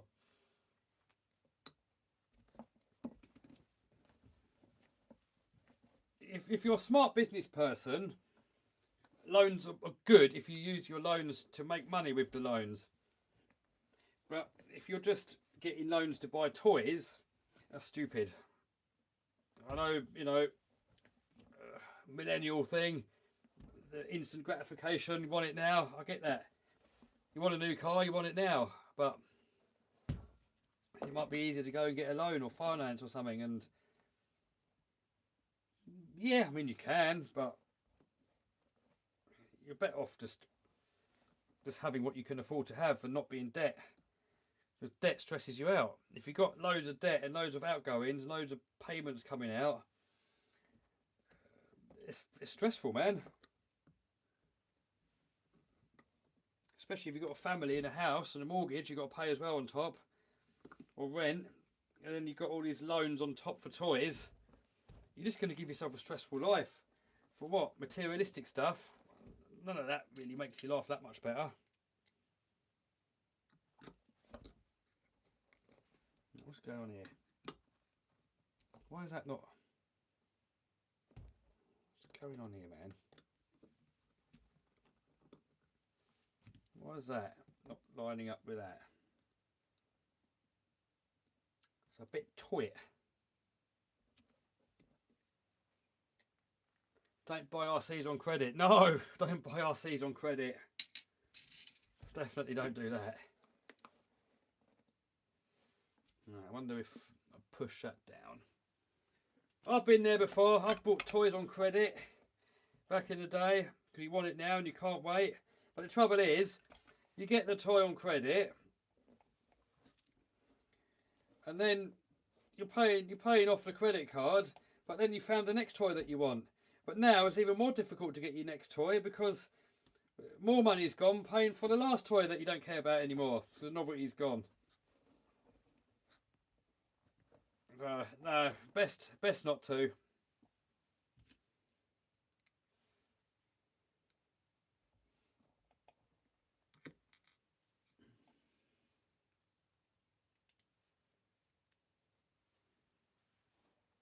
I've been there with lots of debt. It's not nice.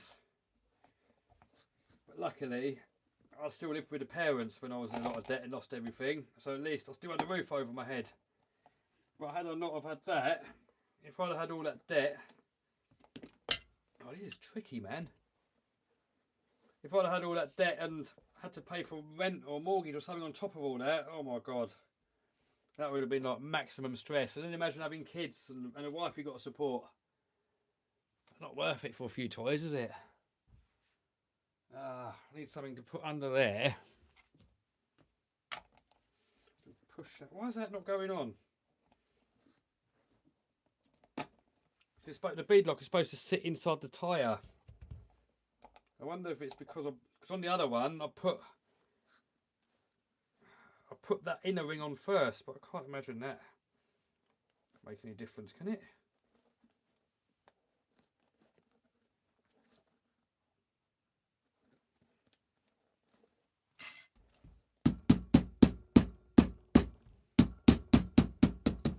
It's rubber. It's rubber, guys.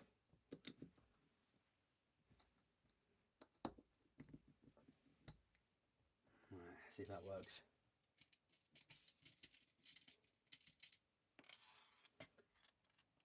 Always buy second hand RC. Oh, I don't know, dude. If you know what you're looking at, you can get a deal. But you could also buy something that's all worn out and knackered at the same time. So careful with used.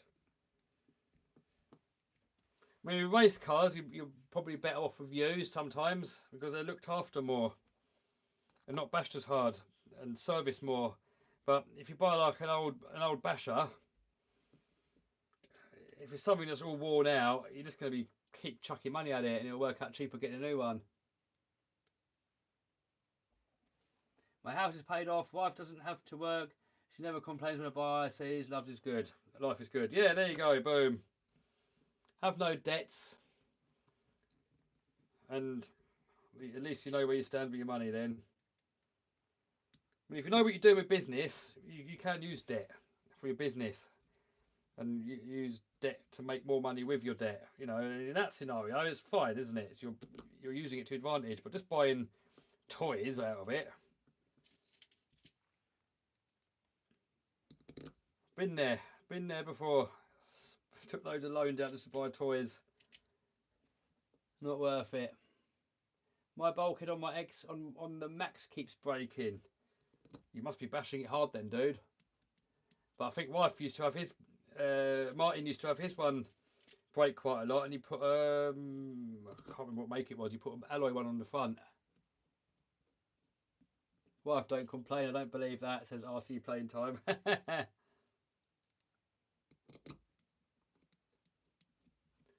That looks hard.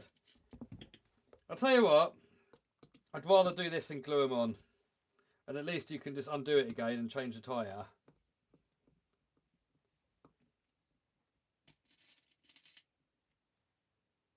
Now it's on sale on eBay as a roller. What is one of these?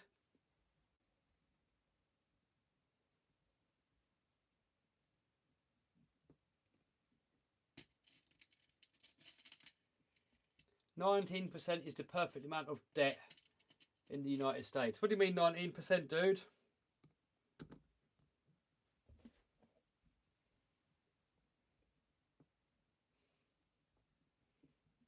I'd say for toys, you shouldn't really have any debt at all, really. You're just going to stress yourself out later on down the line when you want the next toy, and now you've got even less money. And you end up paying loads more for the car because of interest. And all that stress for what? A toy. It's not going to make your life that much better, really, once novelty's gone.